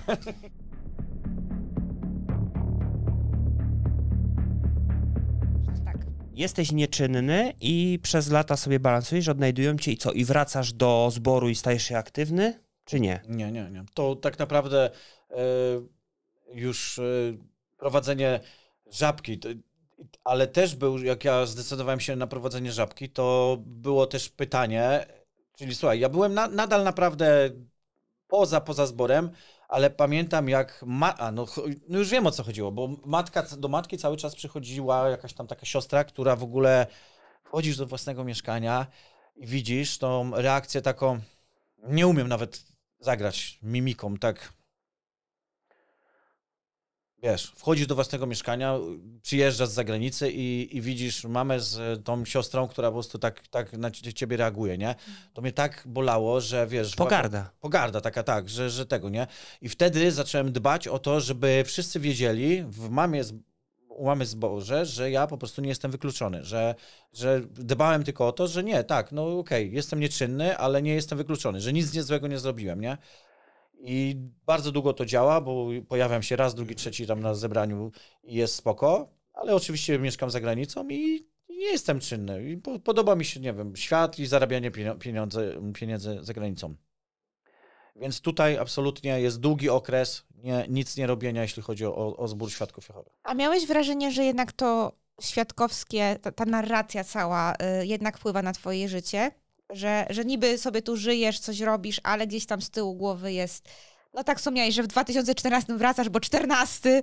Tak, bo to już myślisz w Holandii, gdzie, słuchajcie, no spodobało mi się spróbować różnych tam używek i po prostu, o kurde, no wcale to nie jest takie złe, w ogóle takie, że nagle z nerwusa, bo słuchajcie, no jednak tata też sam sobie przyczynił jakby swoim charakterem. Wiedziałem, że jest zazdrosny, wiedziałem, że jest nerwowy, że praktycznie nawet wczoraj od mamy słyszałem, że dlaczego ona tak szybko chodziła i tak dalej, gdzie tam sobie na zebraniu, idąc na zebranie sobie złamała nogę, bo wiecznie tata na telefonie, wiesz, kiedy ona wróci z tej roboty i tak dalej. No i o tym byłem świadkiem i moja siostra byliśmy.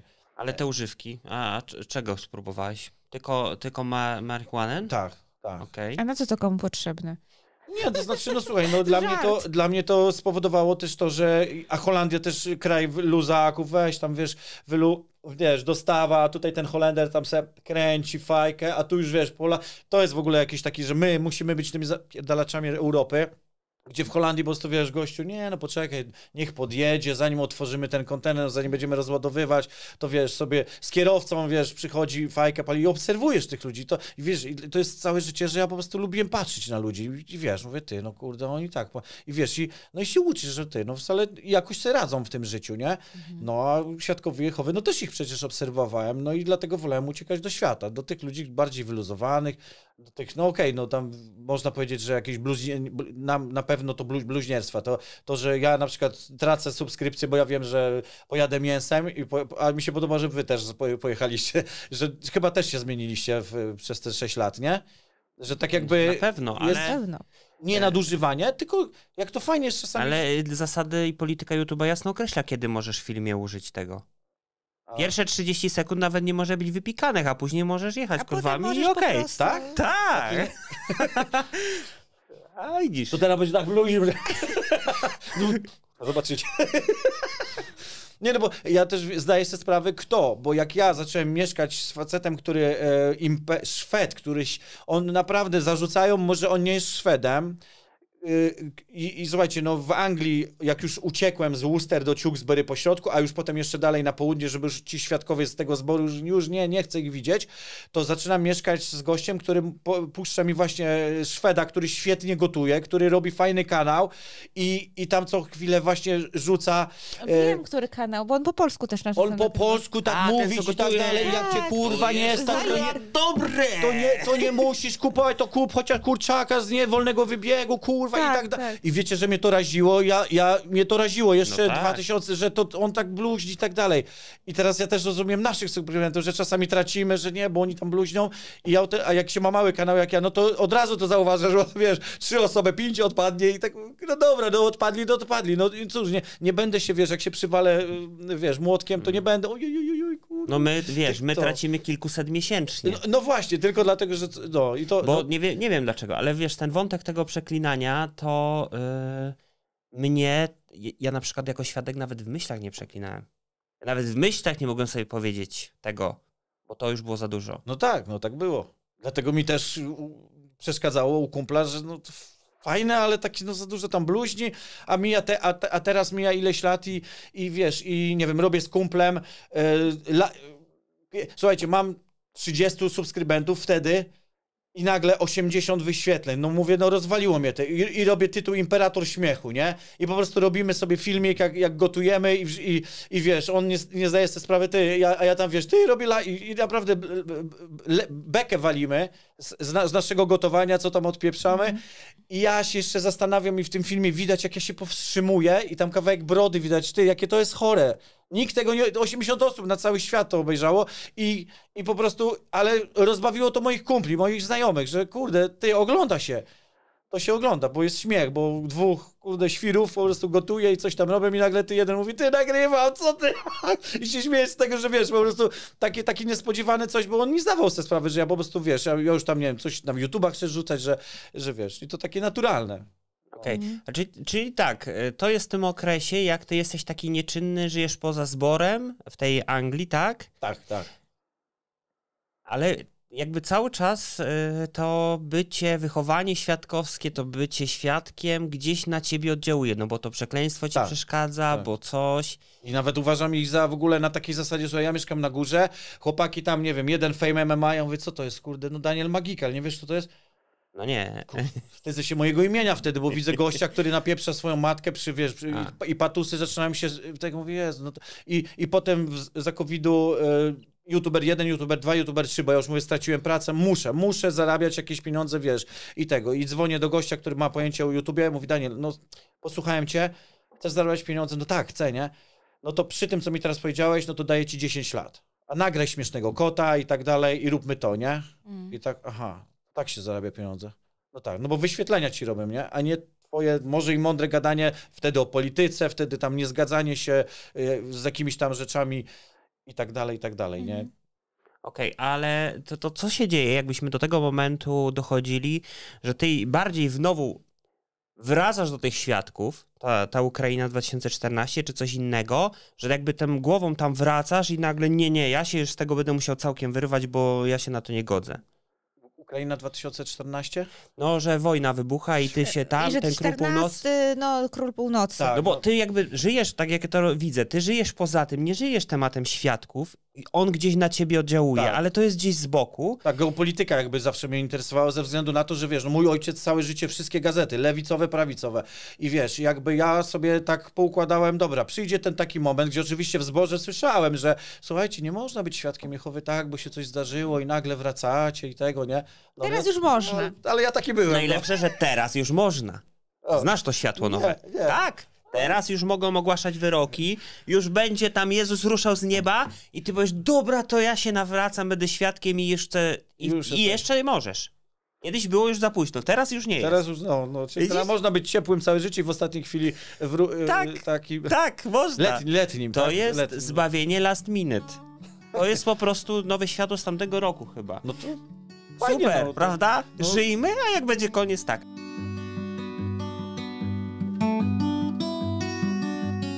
Ale dobra, to tak troszkę odpłynęliśmy. Chcę po prostu poukładać sobie, no bo teraz jesteś jakby w środowisku takim był świadków aktywny.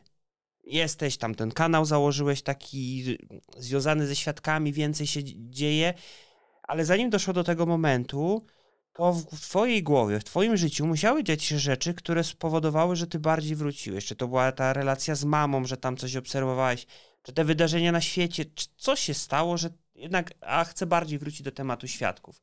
No bo w końcu było wykluczenie, komitet przez komunikator i wykluczenie, tak? Więc przez telefon po prostu zadzwoniłem, znalazłem kontakty do braci. Ale to był rok temu, a 14 rok, no to było, wiesz, powrót z Holandii po 4 latach pobytu. Po pierwsze, no u mamy, wiesz, mogłem mieszkać, no bo nie miałem swojego mieszkania, więc wróciłem do matki.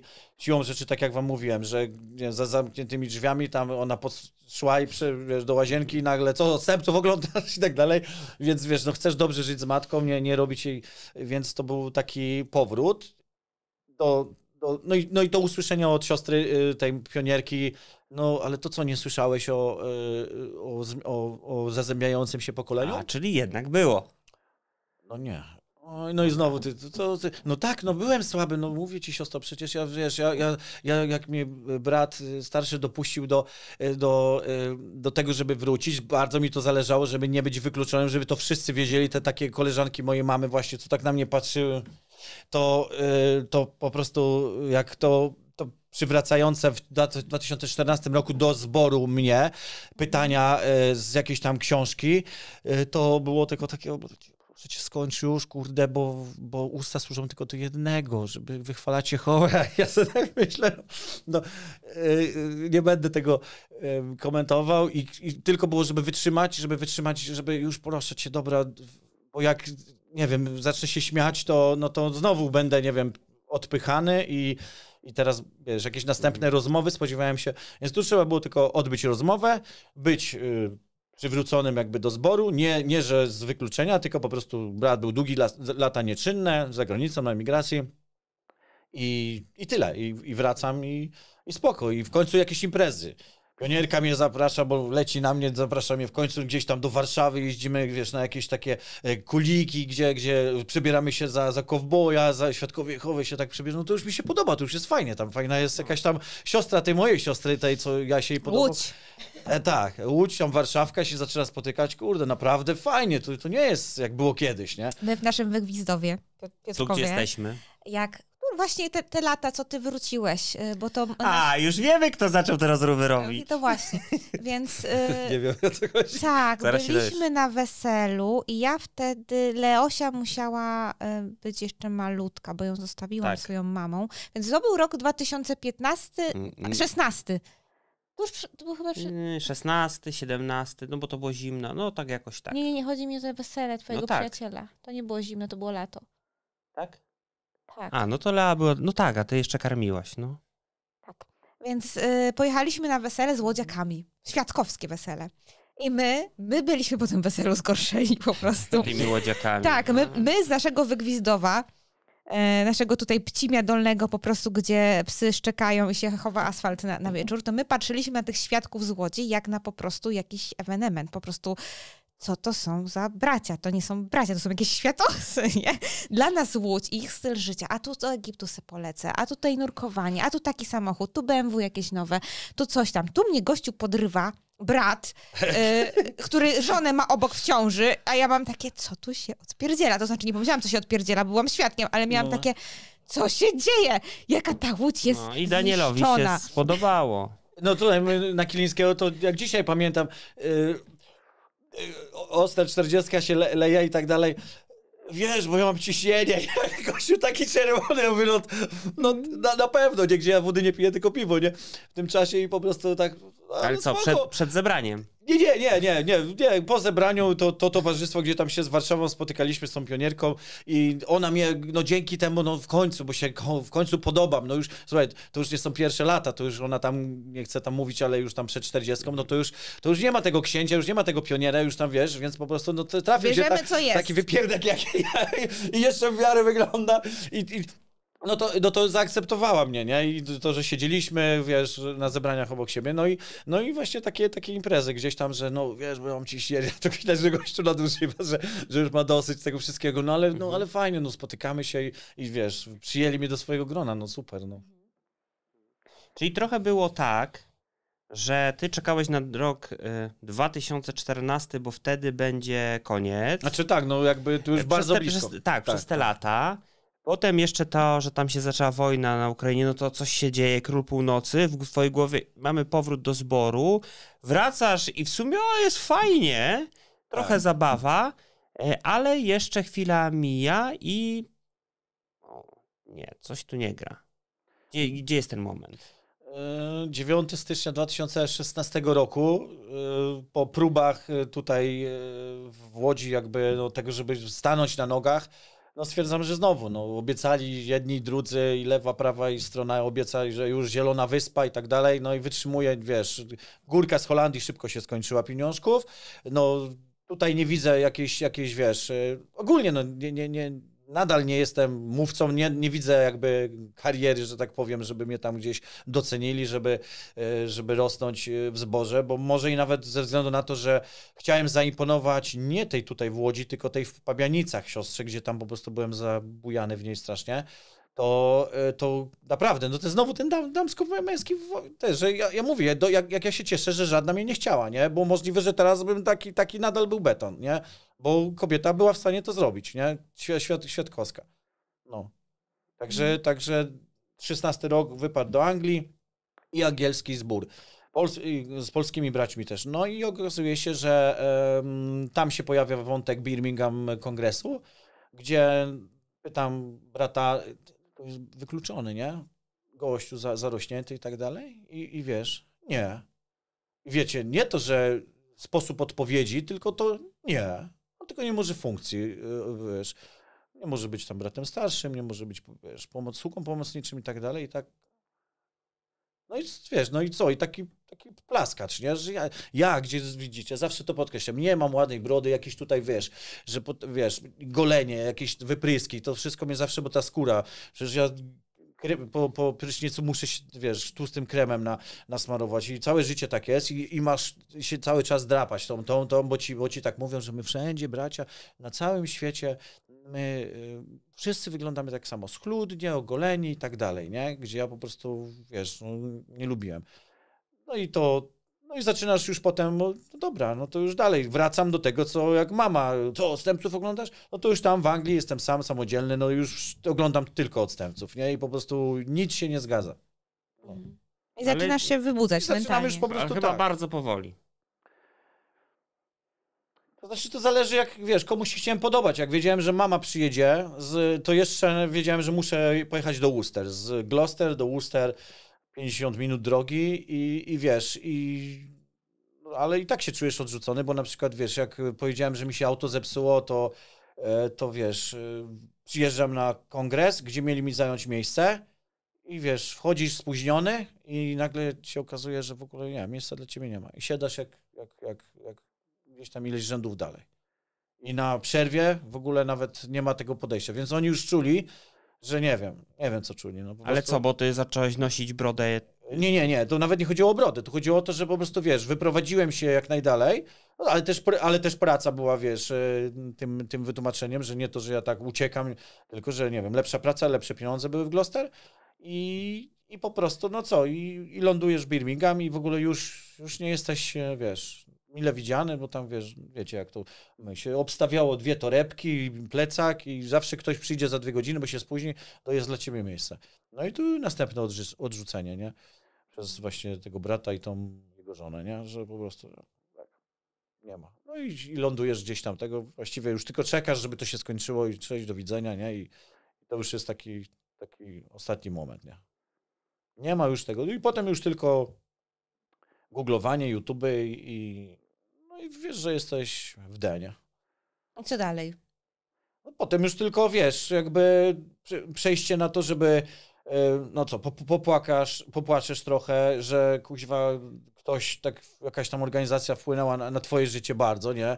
Że jak to, że to ja dałem się tak nie? Że kurde, no taki mi się wydało, że taki jestem mądry, że kuźwa nie, że jednak coś tam, nie wiem, no, że ten Jehowa tam kiedyś będzie mnie potrzebował, a tu się okazuje, że wiesz, no i potem już dalej, radio naukowe, Jehowa, nie, wpisujesz sobie i słyszysz, że było tam, wiesz, że jeden z Elohimów to jest, że jego żona to Ashera, nie, że jakby Żydzi do tego, wiesz, do tego monoteizmu, tak, wiesz, doprowadzili w taki sposób, że wiesz, że zależało im, żeby ludzie tam wierzyli w Boga tego najwyższego, że jest tylko ich i nie ma innego ponad nim, gdzie jakby źródła naukowe ci mówią, że był jednym z wielu, nie? Czyli nawiązujesz do wywiadu z profesorem Łukaszem Niesiołowskim z PANO. W radiu naukowym, nie pamiętam nazwiska, tak. Ale no. Tak, ale polecamy w ogóle, bo my też słuchaliśmy jakiś, no już będzie parę lat, nie? Ale jak ktoś nie słuchał, to polecamy ten materiał w ogóle. Okej, Daniel, ale tutaj się pojawia taki wątek gdzieś w tym wszystkim i w tym, co do nas pisałeś, prokrastynacji, że ty co, odkładasz odejście, czy odkładasz...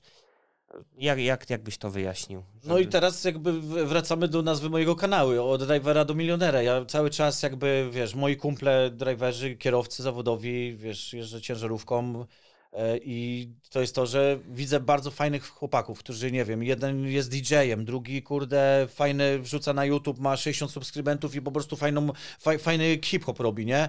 I ja, wiesz, ja po prostu fascynuję się tym, że mam tak fajnych facetów i mówię, kurde, ty, no róbmy coś, nie? Bo ja tam, ten mój kanał, no nie idzie, nie? To jest tak, że założyłem go i czytam te książki, audiobooki, znaczy słucham tego i wiesz, zaczynam właśnie opowiadać o tym, że słuchajcie, no 1% ludzi tylko coś robi. Idzie na wykład, płaci grube setki dolarów za to, żeby wysłuchać i mały procent tylko coś robi, nie? No i stwierdziłem sobie, dobra, no to kuźde, jeśli 1, 2, 3, 4 rzeczywiście tak robi, że wszyscy tak prokrastynują, bo to ja myślałem, że my, Świadkowie Jehowy, tak, bo my mamy przecież wieczność. Wiesz, do mamy tam wczoraj powiedziałem, słuchaj, no ale przecież będziesz, tą Lucy oglądałem teraz na Polsacie, żeby 100% umysłu, nie? Jak wiesz, używamy i tego. I tak, mamie się to nie podoba, ja tak mówię, mama, ale patrz, jak będziesz miała 1 600 000 lat, nie? I wiesz, i ona tak na mnie patrzy, nie? No to patrz, już ten umysł będzie, wiesz, nie wiem, czy w 100% wykorzystywany i tego. I wiesz, i po prostu jak powiesz tak do Świadka Jehowy, no patrz, Oni masz nie myślą o tym, nie? Nie, że będziesz miała 1 600 000 lat, no przecież będziemy żyć wiecznie, tak, na ziemi, nie? Gdzie ja naprawdę bardzo spokojnie rozmawiam z mamą, żeby jej nie denerwować, że tak, ja tu wierzę, już wiesz, no trzeba w jakimś wieku odpuścić, że nie zmieni się. I mówię o tym, że będziesz tak żyła.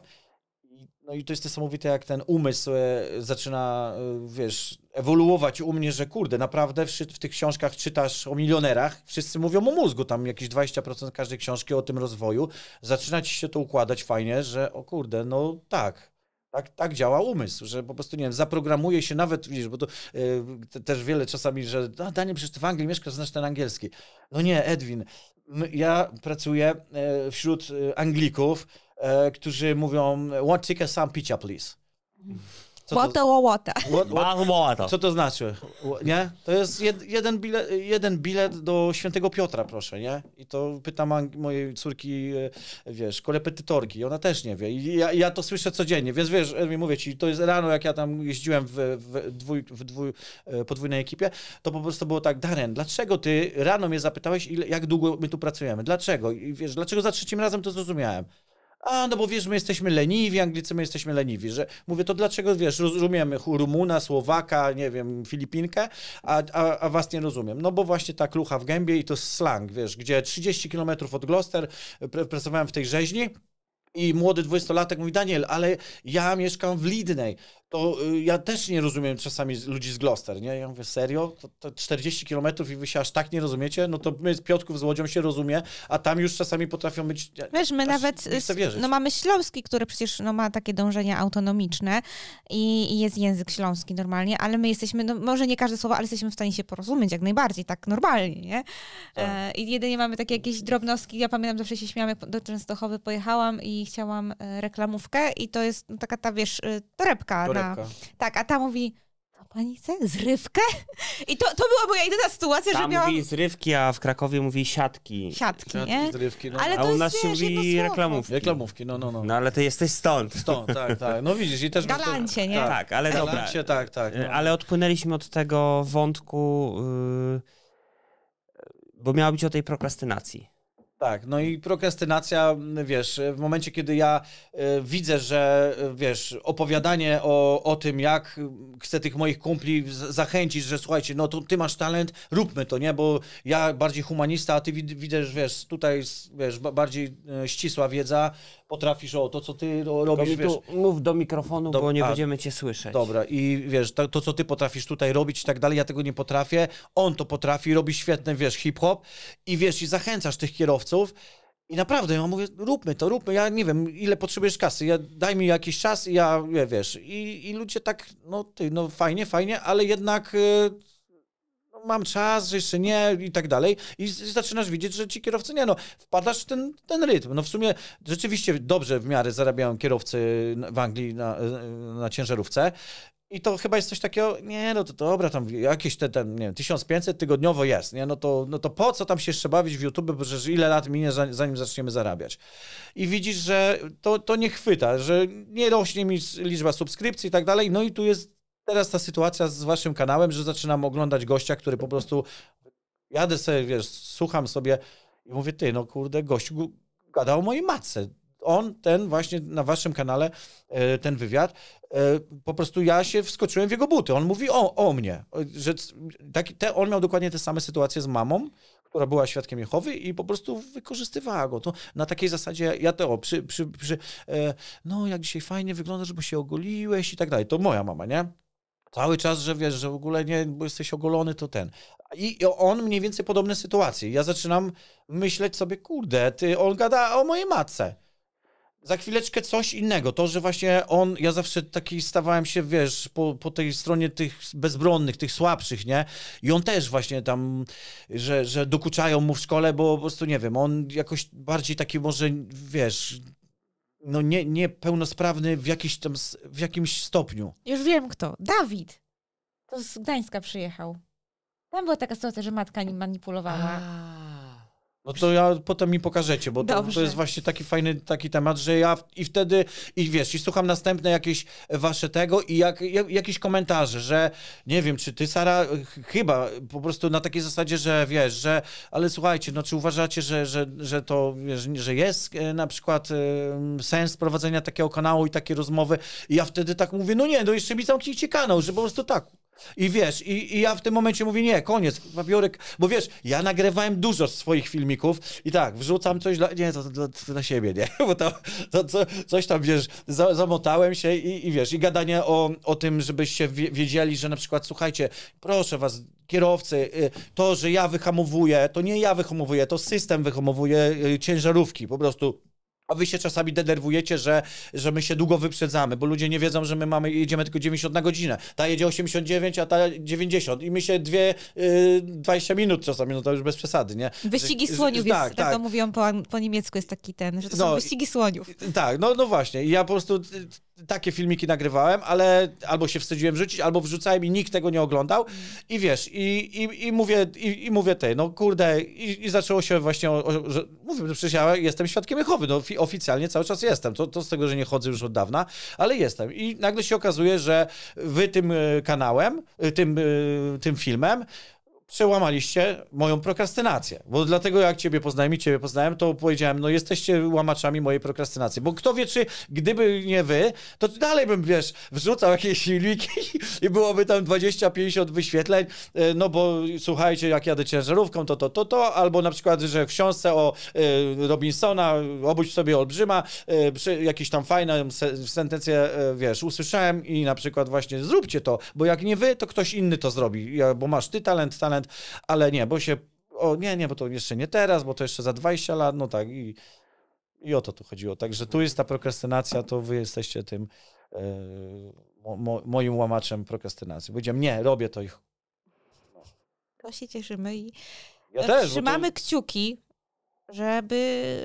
żeby to trwało, bo faktycznie to jest prawda, co mówisz, że wiele osób coś chce robić i się często to kończy. O tym też mówiła Basia na spotkaniu w Smarcewicach, też chyba u swojej w jakimś materiale, że nasz mózg dąży do tej automatyzacji. I jak nie mamy, jak to nie jest jeszcze wgrane w tą nasz automatyczny system, to tak się męczymy z tym, tak samo jest z czymkolwiek, z zmianą stylu życia. Nie wiem, chcemy chodzić wcześniej spać, jak ja na przykład, żeby lepiej spać, czy chcemy schudnąć, czy zacząć biegać, cokolwiek, to póki to nie wejdzie jako nawyk, to nasz mózg z tym walczy. Ale to Basia pewnie potwierdzi, nasz mózg jest neuroplastyczny i to jest jego zaleta, że nieważne ile mamy lat, to jesteśmy w stanie ten nawyk zrobić. Chociaż będzie ciężko, ale jesteśmy w stanie to zrobić. Zgadza się. Tak. No i co? Zaczynasz rzucać te filmiki i myślisz, że to się, nie wiem, jakoś odbije na twoim zborowym statusie? Czy myślisz, że się nie odbije? To znaczy, na moim zborowym statusie to jest nadal strach, bo zakrywam, no nie pokazuję twarzy. Jeszcze wtedy tak. Tak, tak. Więc to jest tak, że strach, że... Słuchajcie, list z Łodzi do Worcester East szedł 6 tygodni.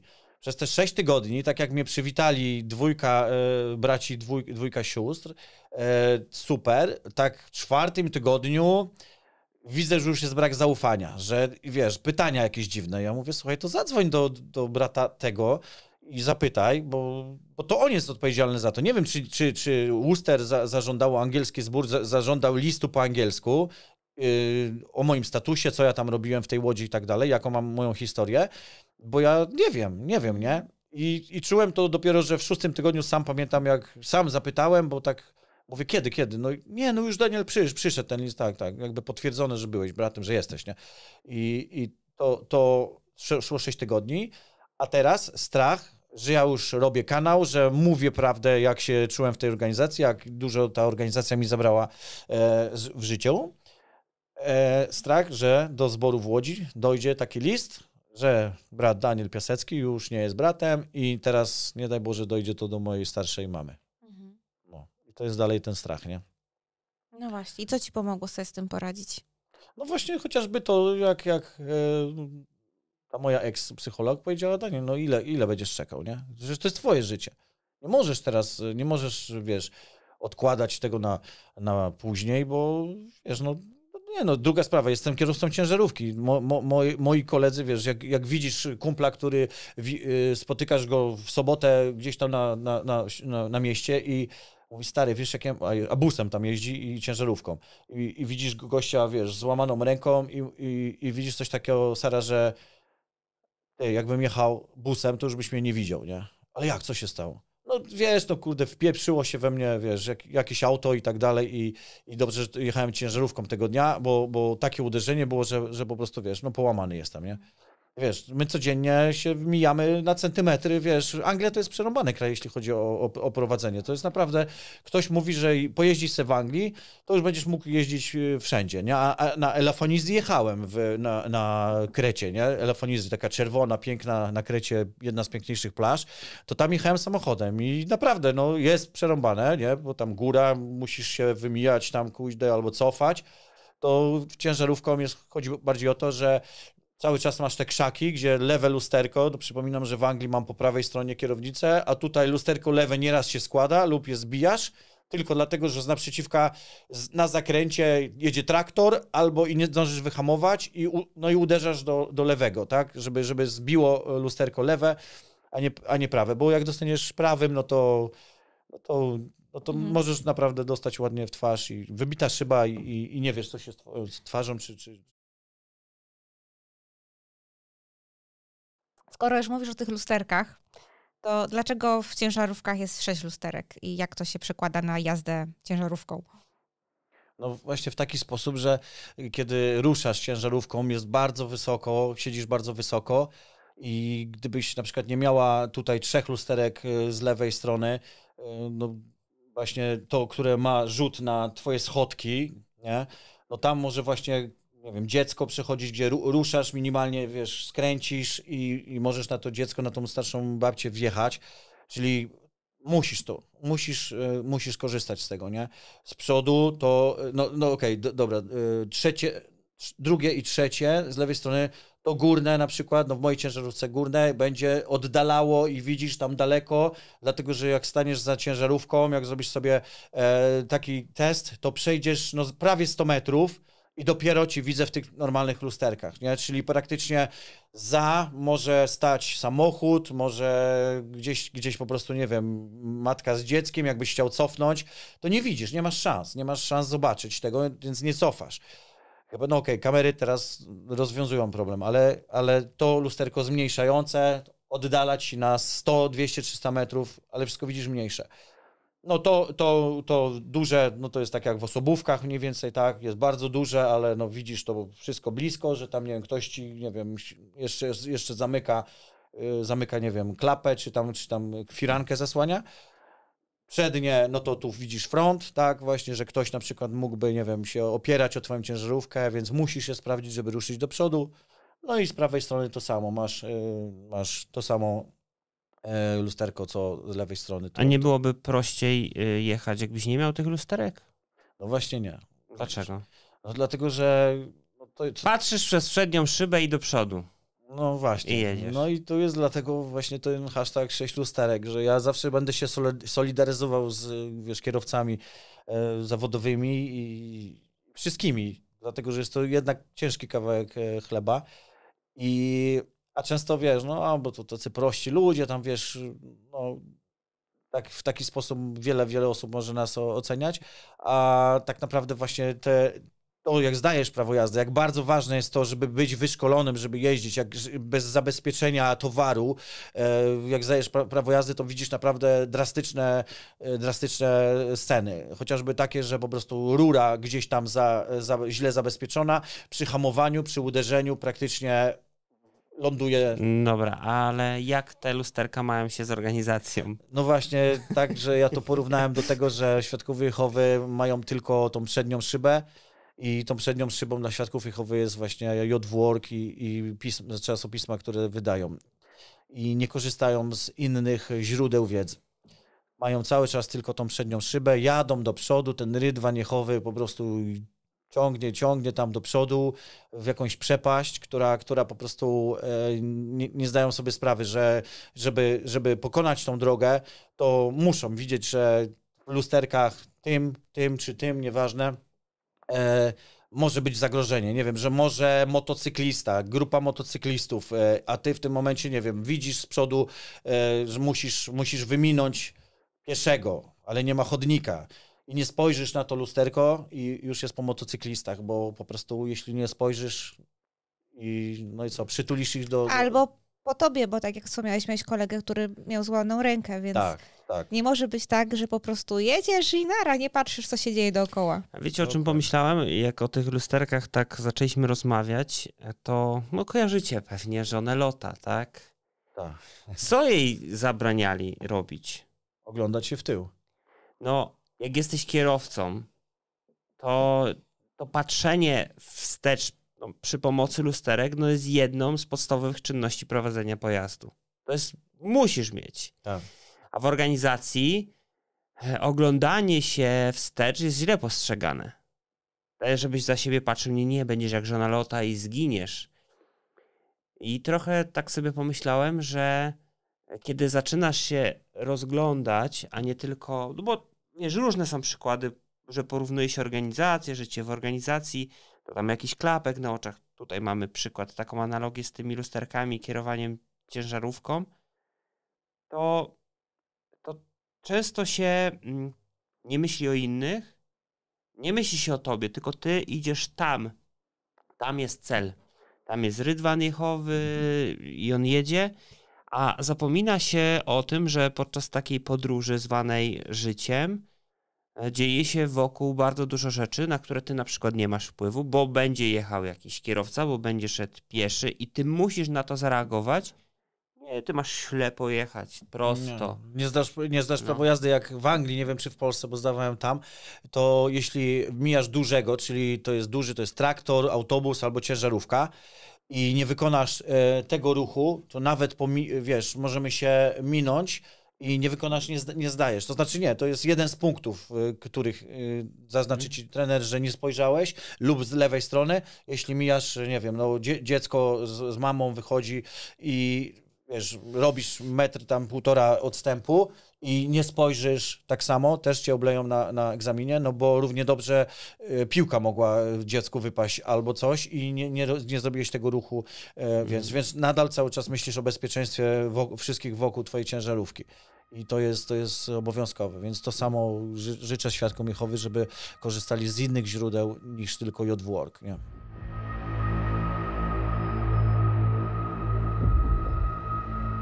Może przejdźmy teraz do tego twojego momentu odejścia i tego wykluczenia przez ten telefon. Dlaczego postanawiasz zdjąć ten, no tak, trochę ci ta twoja była psycholog o tym wspomina, do ilu będziesz czekał, ale dlaczego postanawiasz w końcu zdjąć maskę z twarzy i pokazać się i przestać ukrywać?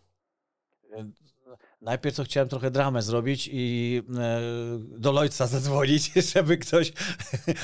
żeby ktoś mnie wsparł po prostu, żeby pójść tam na zebranie na takiej zasadzie i nie to, że nagrywać, tylko na takiej zasadzie, żeby po prostu powiedzieć, słuchajcie, mam już tego dość, nie? Już dorosłem do tego, żeby wam powiedzieć i nie wiem, gdzie jest brat taki, żeby się wykluczyć, ale ktoś mi odradził, jeden z kanałów mi odradził, żeby tego nie robić i tak dalej. I mówię, no dobra, i to już za długo trwa. Tu już słyszę, że ludzie się bardziej otwierają, mija jakiś czas i ja mam tego dosyć i chcę po prostu bezpośrednio, nawiązałem kontakt, robiąc wcześniej jakieś tam filmiki z Birmingham, nagrywając jakiegoś tam brata, tak, rozmawiając że ja jestem kolegą Świadka Jehowy i mówiłem jakieś o mojej historii albo o jakichś, których usłyszałem na przykład na waszym kanale. I to wygląda tak, że no, plujesz mi w talerz i tak dalej i kończy się tak, wiesz, no, po rozmowie jakiejś takiej, że ja tam konkretne rzucam argumenty i jeden, drugi, trzeci filmik, że no plujesz mi w twarz, tak to ja nie chcę z tobą rozmawiać, nie, w talerz mi plujesz. Człowiek tak potem w pewnym momencie sobie zapisuje, ale w takiej rozmowie czasami brakuje tego, nie wiem, tego sprytu, takiego, żeby powiedzieć, no tak, pluję ci w ten talerz, bo jesz zatrute jedzenie. JWork, wiesz, i czasami tak zły sam na siebie, że nie, to nie wychodzi, nie? I mówię, zrób to po prostu w taki sposób, zadzwoń do swojego zboru, do tych polskich braci, no i dzwonię do nich, halo bracie taki i taki, o co u ciebie po tylu latach i tak fajnie, no i ale ja, co u ciebie, no tak, bardzo jestem szczęśliwy, w ogóle pokazujesz naprawdę, że jestem i wiesz, i nagle, no to co, no spotkamy się, no nie spotkamy się, wiesz, a co bracie myślisz o tej brodzie, że teraz zmienione światło, i słyszysz od tych samych ludzi, bo myślisz, że może ileś lat minęło, że oni już też się obudzili, czy coś takiego, nie? A słyszysz nadal od takiego, ale Daniel, wiesz co, ja na ten temat nie chcę rozmawiać, nie? To nie będę krytykował ciała kierowniczego, nie? W ogóle nadal słyszysz i mówisz, nie chcę po prostu nadal, czyli nadal to są, wiesz, betony takie i po prostu to nie jest rozmówca dla ciebie, no.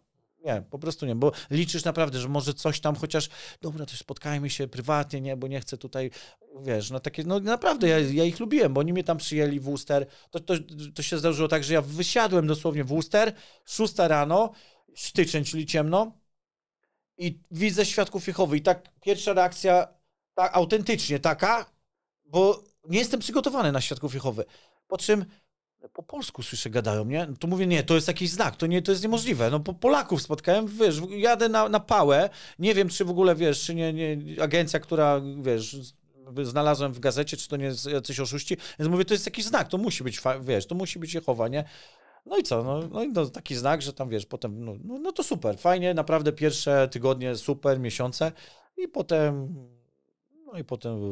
Okej, ale to się cofnęliśmy kilka lat, a jeżeli wrócimy sobie do momentu, dzwonisz do tych starszych i co? I mówisz, że ty nie chcesz, bo ty dzwonisz z myślą, że chcesz odejść, tak? Tak. Polacy nie chcą w ogóle o tym gadać, tak jak ci powiedziałem, nie, betony absolutne, a brat angielski licząc, że wiesz, słuchając właśnie na tych kanałach wszystkich, jak oni tam 16-latkę, wiesz, 3 dziadów przesłuchuje bez jakiejś tam wiedzy psychologicznej i wypytuje o szczegóły i tak dalej, no to ja nastawiony na takim, że ja chcę, zróbcie mi, ja tam pojadę, nawet nie będę nagrywał, żeby wiesz, żeby tylko o to opowiedzieć, to ja wam zrobię taki komitet sądowniczy, gdzie brat angielski dzwonił, mówi, Daniel, możesz się czuć już wykluczony, nie jesteś w naszej organizacji. Czyli tak wygląda w 2024. Zaczekaj, bo ja nie zapałem. Ty zadzwoniłeś, powiedziałeś, że pojedziesz, bo chcesz mieć komitet. Chcę mieć komitet. Chciałem mieć fizyczny komitet, tak jak to naoglądałem się. I to jemu powiedziałeś. Tak, że po prostu tak, zróbcie mi komitet. Mówię tam, że nawet ci Anglicy i niech tylko jeden Polak będzie jakby w razie czego. Chociaż świadkowie Jehowy w tamtym zborze bardzo fajnie. To był też plus taki, że ja chciałem się tego angielskiego uczyć i tam naprawdę ładnie, czystym angielskim gadali, nie jak moi kierowcy prości. Nie? O, dobra. Angielscy. I ty mu powiedziałeś o tych rzeczach, że jakie widziałeś, dlaczego mają ci zrobić komitet? Nie, w ogóle to już była, ja byłem w takim szoku, że naprawdę liczyłem na to, że Daniel chociażby przyjedź, porozmawiajmy, coś takiego, nie? Nie, to już było tak, że wiesz, po rozmowie z tymi Polakami oni przekazali braćmi z Polski, polskimi braćmi w zborze Worcester, tam już była taka akcja, że angielski brat, tak Danielu, możesz się już czuć wykluczony, nie jesteś w naszej organizacji. Tak to wyglądało. Więc nie było nawet kontentu na YouTube, żeby kogoś prosić, chodź i jedź tam ze mną, to nie, kupimy jakieś, wiesz, kamerki, żeby coś chociaż było słychać, no bo wiecie, jak to jest, ci nasi bracia, którzy odchodzą i siostry, to tak czasami trzaski tylko słyszysz i to takie właśnie, wiesz, nie? Chciałem już tak zrobić, że dobra, zainwestuję w dobry sprzęt, żeby chociaż fajnie wyszedł ten mój komitet i tam trochę takie, to nie było. Fajnie by było, gdyby te komitety były publicznie, prawda? Ojejku, no. Oczywiście dla każdego, kto chce to tak, kto chce, dokładnie. Ja chciałem publicznie wrzucić to na YouTube. No oni się po prostu wzięli i stwierdzili, że jednak. Dobra. Czujesz się wykluczony i czujesz wolność, czy co? Tak, nie, po prostu poczułem się, bo wiesz, ja też z tymi kanałami jakby mam kontakt i wiesz, i rozmawiam i przepracowuję to, że zdaję sobie sprawę, że to była manipulacja tej mojej mamy. Wiesz, to wszystko, wiesz, że tak fajnie wyglądasz, jak jesteś ogolony, że tu włosy ściąłeś w końcu, coś takiego i potem słuchasz właśnie i słyszysz właśnie kogoś, kto dłużej żyje na tym świecie i ci właśnie o tych wszystkich psychologicznych jakichś tam trikach mówi i mówisz, kurde, nie, w końcu jestem wolny, w końcu mogę powiedzieć, tak, mamo, daj mi spokój, żyjmy, nie gadajmy o świadkach Jehowy, nie, bądźmy, ceńmy rodzinę, wiesz, godzisz się z tym, że po prostu, no nie chcesz już starszej osoby, wiesz, wyprowadzać z tego błędu, nie, też nie wiemy, jakbyśmy, wiesz, mieli teraz 80 lat i wiesz, i byli po zawale i jak to, wiesz. A jak to się odbija na tobie i na twoich relacjach z bliskimi? Doświadczasz ostracyzmu z jakiejś strony? Czy już nie.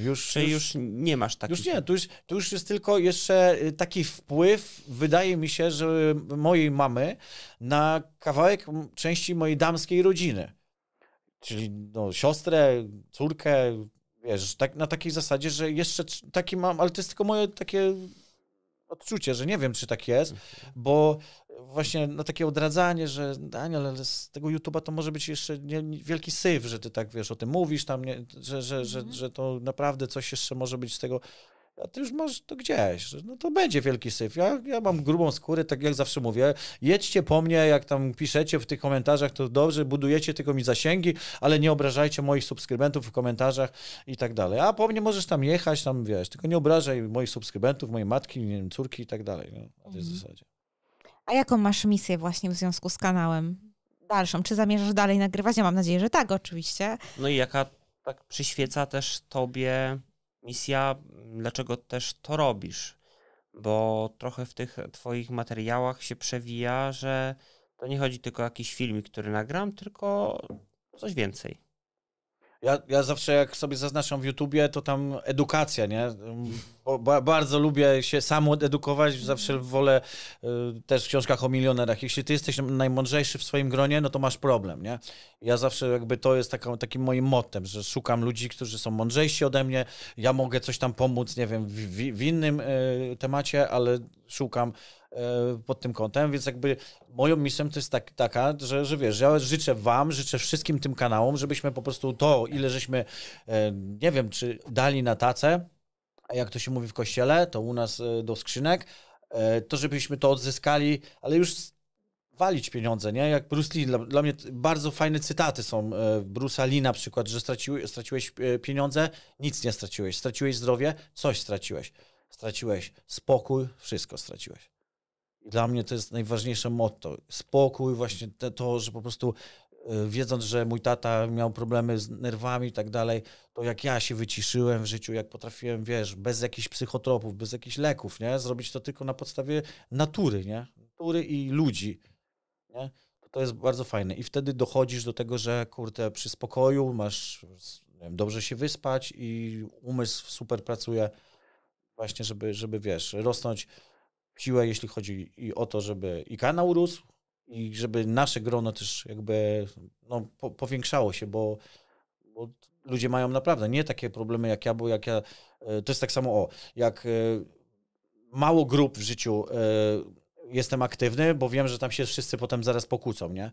Ale w momencie, kiedy jestem w jakiejś grupie i tam są naprawdę grube problemy, i tak jak właśnie gdzieś tam na jakimś kanale, gdzie usłyszę o naprawdę ten świadek Jehowy, to cała rodzina go odrzuciła i ja mu współczuję bardzo. Tak po prostu będąc na tych grupach mówię sobie, kurde, przecież ty miałeś naprawdę super, nie, życie, że ty nie zostałeś zniszczony tak jak ktoś tam, nie? Że twoja matka, nie wiem, dziewczyna, żona cię rzuciła i sam zostałeś jak palec, nie? Więc jakby ta pomoc jest u mnie bardzo, bardzo, że ja po prostu mam to, że nie wiem, od zawsze tych słabszych ludzi widziałem i pomagałem, albo nie wiem, widzę gościa na ulicy, 2 razy w tym roku mi się to zdarzyło, że po prostu widzę gościa, który leży, nie wiem, czy żyje, czy nie żyje i podchodzę do niego, nie? Tak jak teraz się zatrzymałem, wiesz, ciężarówką, ja w takich żarówiastych strojach pracuję i 2 minuty czekałem, aż ktoś podejdzie, a ja nawet angielskiego zapomniałem, bo ja do niego zamiast, nie wiem, czy możesz stać, to ja, czy ty możesz spać, wiesz, po angielsku. Ja mówię, ja pierdzielę. I te 2 minuty trwa wieczność, bo nie wiesz, co z gościem się dzieje. I wiesz, ja taki jestem. No po prostu nie obchodzi mnie. Tak wiem, że na przykład tu w Łodzi to od razu od fryzjera, żeby mu mył ręce, zdezynfekował. Ja o tym nie myślę, po prostu chciałem gościowi pomóc. A tamten w Anglii to był białe to było widać i nie wiedziałem, co zrobić, nie? Tylko podłożyłem mu poduszki, bo bałem się, że że będzie miał, wiesz, wstrząs mózgu. Jak to się mówi, padaczkę, nie? Liczyłem, że może będzie miał padaczkę, a po prostu on się naćpał i chciał umierać, wiesz, tyle słów tam, ile od niego słyszałem, no to pomagać, nie? Mhm. A co chcesz dać ludziom, którzy dzięki tobie, dzięki temu, co robisz, otworzą oczy? Kurde, radość. Ja wiem, że na przykład właśnie tego brakuje. Znaczy, to jest to, co powiedział ten youtuber. Co chcesz, zarabiać pieniądze na YouTubie? No to nagraj śmieszne koty. W naszym przypadku, w naszej branży ciężko jest o śmieszne koty przy takich kanałach, gdzie po prostu o tragediach ludzkich rozmawiamy, ale też mamy swoje życie, jak sami widzisz. Tak jak się w Smardzewicach spotkaliśmy, było super i pokazywać to, że właśnie my nie tworzymy, nie tworzymy żadnej religii. My po prostu jesteśmy takimi samymi ludźmi, jak ludzie w świecie i w końcu żyjemy, nie? I robimy, nie wiem, razem biznesy otwieramy i tego nam życzę. Nie? Tego, żebyśmy po prostu rośli też siłę, no. Siłę i żeby każdego było stać, nie wiem, jechać gdzieś tam, gdzie wymarzyliście sobie, no. Już wiem, co źle robimy na YouTubie. Nie pokazujemy śmiesznych kotów? Nie nagrywam śmiesznych kotów. Dlatego szkoda, że tego pieska tutaj nie macie, jak Konopski ma tego kota, co tam chodzi Słuchaj, bo on jest taki fajny. Moglibyśmy na przykład, jak nagrywamy taką rozmowę, mieć 4. kamerę na Lunę i tam w okienku jest Luna. Co Luna robi przez cały ten. Też fajne, no. I nikt tego nie robi, prawda? No właśnie, nie? Kamera na kanapę. Ja My tu ci sobie... mówię, No zobacz, on ma nas wywalone jajca do góry. Tylko to jest suczka. No to broszka. Idziemy, nie wiem, nie będzie padało, idziemy gdzieś w plener nagrać, jak się rozciąga, to się będzie oglądało jak koty, wiesz, jak zrobisz pozycję cat, cow, pokażesz tam. No nie wiem. rzeczy. Saruś, Pozycja jaszczurki. ja ci tylko przypominam, że ile 70% ponad naszej publiczności to kobiety. Zawsze można to zmienić. Zawsze możesz ty się rozciągać dla tych pań. Ale patrz, myślę, że kobiety też będą się śmiały z takich żartów jak... Patrz, we 3-4 rozmawialiśmy facetów w Smardzewicach i podeszły dziewczyny do nas, nie? I co tam, chłopaki, o czym rozmawiacie, nie? I o seksie, a my autentycznie nie gadaliśmy o seksie, tylko o jakichś innych rzeczach, nie? I nagle jakiś rzuciłem jakiś, taki właśnie kawał i słuchajcie, no wszyscy się śmialiśmy, nie wiem, minutę, dwie i to jest niesamowite, że autentycznie rozbawiasz takimi rzeczami o seksie. No dlaczego nie? Ludzie w świecie normalna rzecz. Tak, nie, na weselach sobie do tej pory czasami nadal widzicie, jeszcze ten umysł jest taki, że nie do końca ta piosenka mi się podoba, bo jest taka zbyt otwarta, ale takie jest nasze społeczeństwo, no. Dobra, i we mnie ta myśl będzie sobie tam tliła się przez chwilę. Mam nadzieję, że szybko, po lekcji od ciebie dotyczącej prokrastynacji postaram się wdrożyć to jak najszybciej, więc to nie będzie takie głupie, no nie? Róbcie to, autentycznie. Nikt nie wrzuca psa śpiącego na kanapie podczas rozmowy, podczas podcastu. Nagrywasz Lunę i Luna zgadza się na publikację wizerunku. Tak. Wiesz co? Wydaje mi się, że chyba my zapytaliśmy o wszystko, co chcieliśmy. To teraz ty, Sara, zadaj swoje pytanie. Czy jest coś, o czym nam nie powiedziałeś, a chciałeś powiedzieć, a my o to nie zapytaliśmy? Tak, jest. Tak, jeszcze 40 minut teraz. Ile? Do której mam ostatni pociąg? Nie, słuchajcie, wiele rzeczy, bo tak jak nawet mówiłem... To najważniejszą. Najważniejszą? No to nie, to aż tak nie ma. To Nie no, z tych wielu rzeczy na pewno jakaś jest ważniejsza niż inne.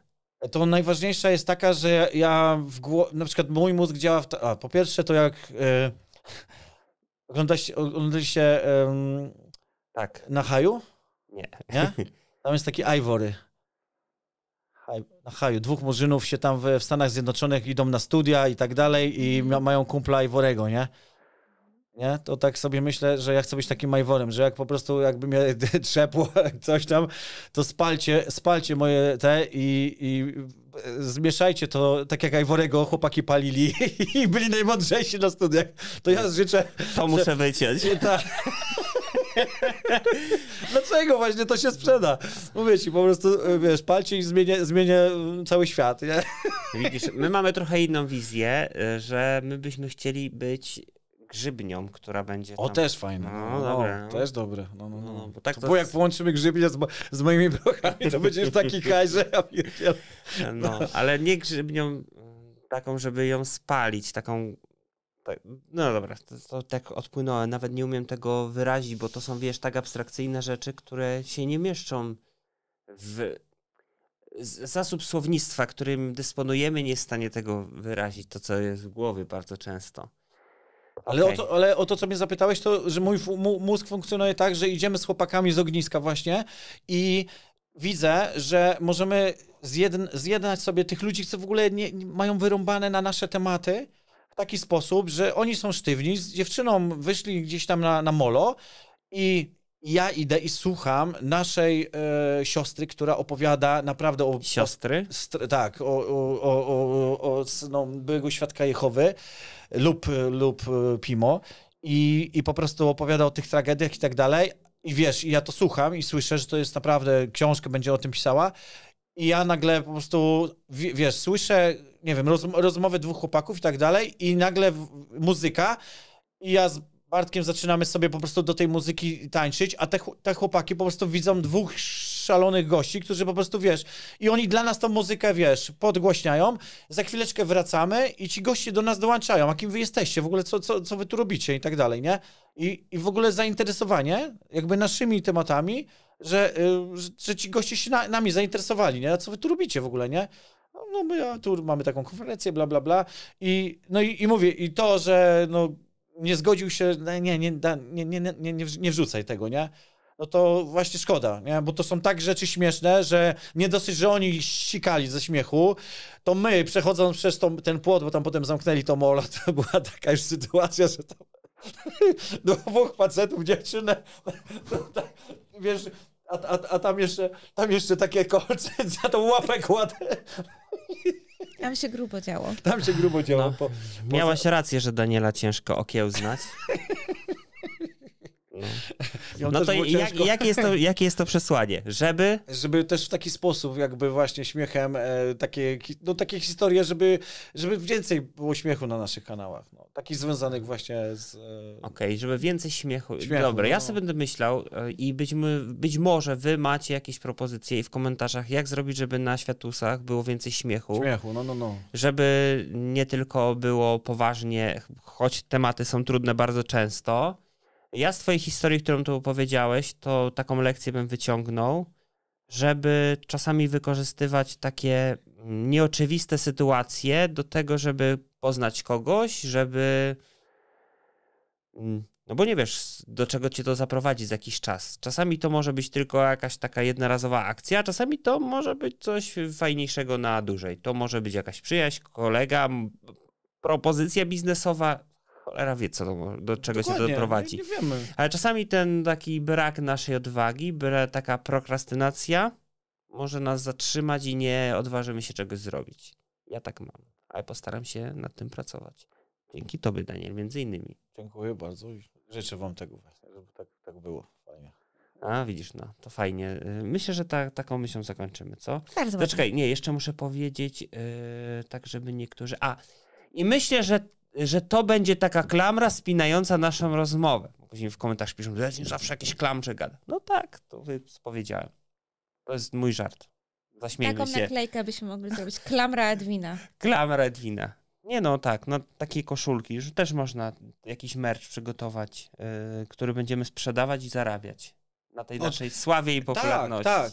To, patrz, to nie jest przypadek też, że ja dzisiaj przyjechałem właśnie w takiej podkoszulce, gdzie na przykład widzę, jak Kazik bardzo dobrą robotę robi i na przykład ja mówię, dobra Kazik, to ja wezmę 10 takich podkoszulek, nie? Wziąłem tylko 2, ale... Bo to drogie. Bo od razu ten mój umysł, zaraz, poczekaj, to ja mam tam lepsze kontakty i tylko potrzebuję $4000, żeby jedna podkoszulka, znaczy tu w przypadku toreb się dowiadywałem, żeby torbę z Chin sprowadzić. Dobra, ale o co chodzi z Kazikiem? No nie, no chodzi o to, że robi dobrą robotę? Że tak, i chciałbym właśnie pomóc mu na przykład, bo wiesz, bezinteresownie to robi i tylko, że właśnie ten mechanizm biznesowy jest potrzebny, że wiesz, on to robi naprawdę z dobrego serca, ale to wiesz, bo wy sprzedajecie za 150 tą podkoszulkę i tak dalej, no to jest od razu krytyka, nie? No jeszcze Polaków nie stać na to, żeby, nie wiem, na tą chwilę, nie wiem, zapłacić 150, żeby każdy zarobił, żeby Kazik, żeby polska firma, gdzie prawdopodobnie jest gdzieś w Bangladeszu wyprodukowana, ale nadruki są w Polsce, żeby coś takiego, więc jakby też właśnie życzę tego, żeby, no przecież wszyscy to robią, sprzedają jakieś czy kubki, czy koszulki, czy torby, to LOP, co te żółwie, to jest pomysł z 2019 roku, który siedzi w mojej głowie i to zacząłem mówić o moim mózgu. Mój mózg codziennie, jak zarabiać pieniądze, nie? I to się dzieje, no bo jak się naczytasz, jak jesteś kierowcą i chcesz w końcu, kurde, mniej pracować, mniej ryzykować życia za kierownicą, no to jest chyba automatyczne to, że myślę cały czas o tym, gdzie, co, jak i jak mieć dodatkowe źródło dochodu właśnie w postaci. No to trzymamy kciuki, żeby jak najszybciej ci się udało zmonetyzować swoją dodatkową działalność. No właśnie, dziękuję bardzo. Wasz wkład też może być tu nieoceniony, bo dobrze powiedziałem. Nieoceniony.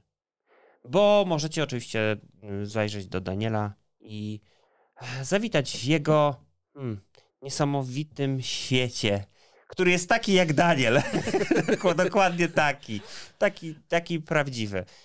Bo tak, i kanał jest oczywiście w przypiętym komentarzu, czy w opisie, tam sobie go znajdziecie, ale jakbyś sam powiedział, jak mogą cię znaleźć ludzie, to też będzie fajnie, jak to wybrzmi, bo być może tylko słuchają teraz i zapamiętają. No to zapraszam na kanał Od Drivera do Milionera. Który teraz nazywa się... Driver Milioner, tak. No. Bardzo fajnie. Tak jest. A jakby chcieli do ciebie napisać, się odezwać, to Daniel Piasecki @wp.pl, czyli tak jak moje imię. wrzucamy takiego maila? Tak, możemy Dobra. wrzucić, nie No ma i problemu, dobra. nie? Dobra, to nawet tak będą chcieli, to będą mogli też napisać, bo czasami później jest tak, że do nas są prośby, jak się skontaktować z gościem, a jak w ogóle ten wątek pominiemy, to później nas zasypują wiadomościami, a my też sami nie podamy i to się trochę wydłuża. Daniel, dziękujemy ci bardzo za tę rozmowę. Także dziękuję pięknie. I jeśli chodzi o Daniel Piasecki @wp.pl, no to jeśli oglądacie to w 2025 roku, to jeszcze jestem w stanie odpowiedzieć, ale jeśli oglądasz to w 2035, no to już mam 1 500 000 subskrypcji i sorry, już nie odpowiem. I tak trzeba żyć. To jest dobre. Daniel 10 lat naprzód wybiega. Okej. No to dobra.